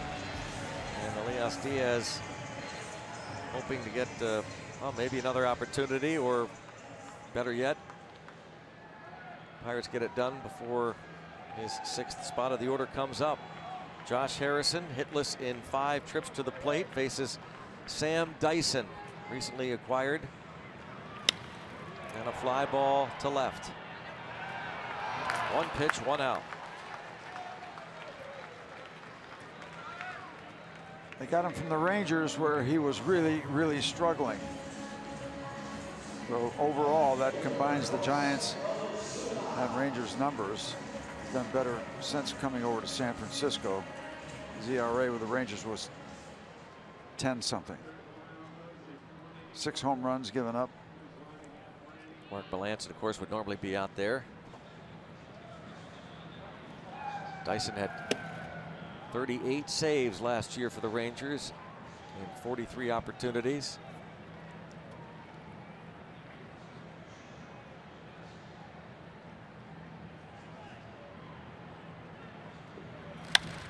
The other way, and a base hit for Jose Osuna. And Andrew McCutchen will come to the plate with a man aboard. Do we dare even think of a fantasy ending to this ball game? Why, yes, why would of course, yes. We just noted that Dyson has thrown 6 home runs this season.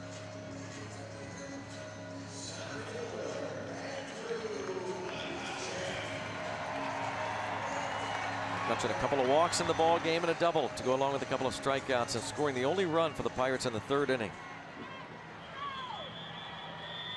Hard to believe, 10 walks allowed by Giants pitchers, and the Pirates have scored 1 run.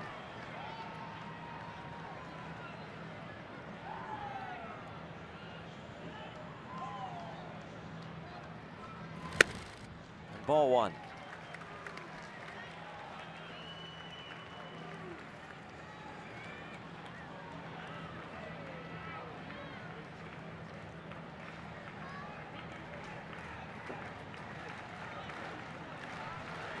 $14 left on. Entering this inning for the Pirates. 1-0 offering. 1-1. I think there's a store that every reliever in baseball can go to and get a 95-mile-an-hour fastball. Got to be a store.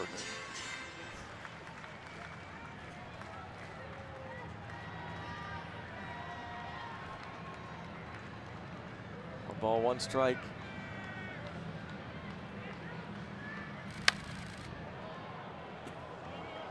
Andrew behind on that 95-mile-an-hour delivery.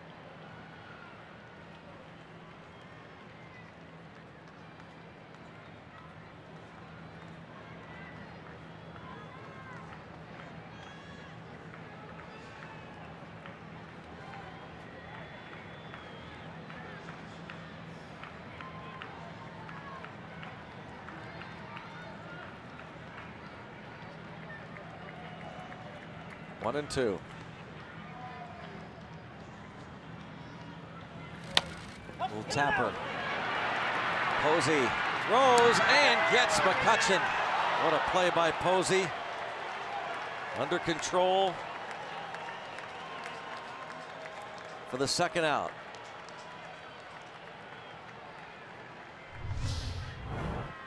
I thought this was just far enough from the catcher where the pitcher might have to handle it and we would have a better chance, but Buster Posey is very good at what he does, and he just came out of there like a shot. And as he turns, makes the throw and finishes the turn on the ground, but gets the out. That's a big league play. Boy, it sure is. Look at that. Yep. Totally He is in under motion, control, turning before he even gets his hand on the ball. That's almost like choreographed. But we have a runner in scoring position. It's David Freese now.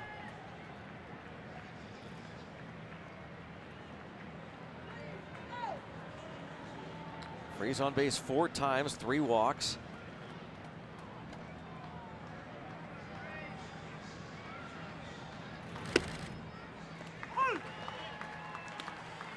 Dyson going away from the fastball on his first delivery.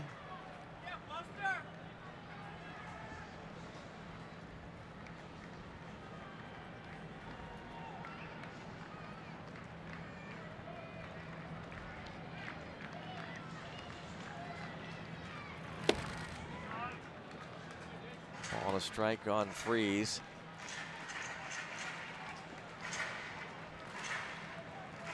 Sam Dyson, the 6th pitcher for San Francisco today. Matt Moore went 5 1/3, gave up the 1 run. George Contos 1 1/3. Okert, Strickland, Osich, and now Dyson.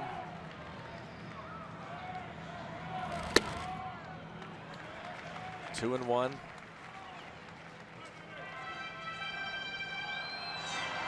Again, underscore the fact that Giants pitchers have walked 10, Moore 6 of them, Strickland 3. Osich walked Polanco to start the 10th.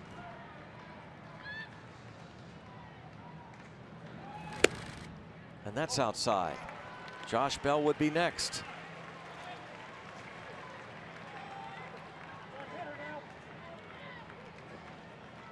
Giants are trying to match their season high win streak. Looking for the last out to get them to 5 in a row.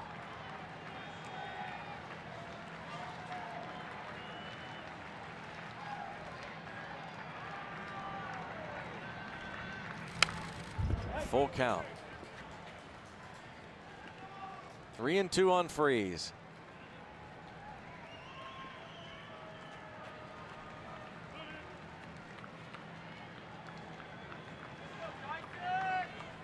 Looking to find a way to battle Sam Dyson.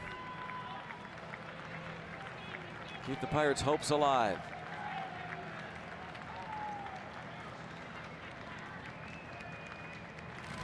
Did he go? He did, according to the home plate umpire, Dan Bellino, and that's the ball game. The Giants win it. And a number of disappointing losses this year for the Pirates. And this ranks up on that list. Sure does. Think about the opportunities this team had to squander them and to lose a series to the San Francisco Giants and drop the 6 back in the National League Central Division. Sam Dyson gets his first save as a Giant. And those opportunities, all the walks, and 15 men left on base. The Pirates score just 1 run, and the Giants match their season high win streak, their 5th in a row. And we'll go out to Dan and Teague. All right, gentlemen, you're correct. Missed opportunities for the Pirates this afternoon here at PNC Park. The bases loaded 3 different times for the Pirates, in addition to the 15 men left on base, 10 free passes, and it's just hard to walk off the field knowing you had that many chances and could not produce. Yeah, I mean, when you look back at this ball game, the Pirates offense is going to look at it and say, not only did we have opportunities that we created, but the Giants pitchers gave us a ton of opportunities with those 10 base on balls. And they weren't just base on balls scattered around; they were bunched together. So yeah, the Pirates were set up a couple different times in good opportunities, not able to cash in on them, and unfortunately wasted a real good starting pitching performance by Chad Kuhl. Speaking of which, as promised earlier in the game, it's Miller time, presented by Miller Lite. Getting into the 6th inning this season has been a little bit of a challenge for Chad Kuhl, but his stuff was good enough this afternoon. It was actually really good through 5 innings because he did not allow a hit, at least not until Austin Slater stepped to the dish in the 6th inning and took a pitch that just cleared the wall in center field. Still, Chad with just 1 earned run allowed, 2 hits, 3 strikeouts from going 6 innings this afternoon, but not enough as the Pirates could not cash in on some offensive opportunities and fall by a score of 2-1. All right, still to come. Manager Clint Hurdle's post-game reaction to what happened out of the field this afternoon. You'll also hear from the Pirates as we take you inside the clubhouse.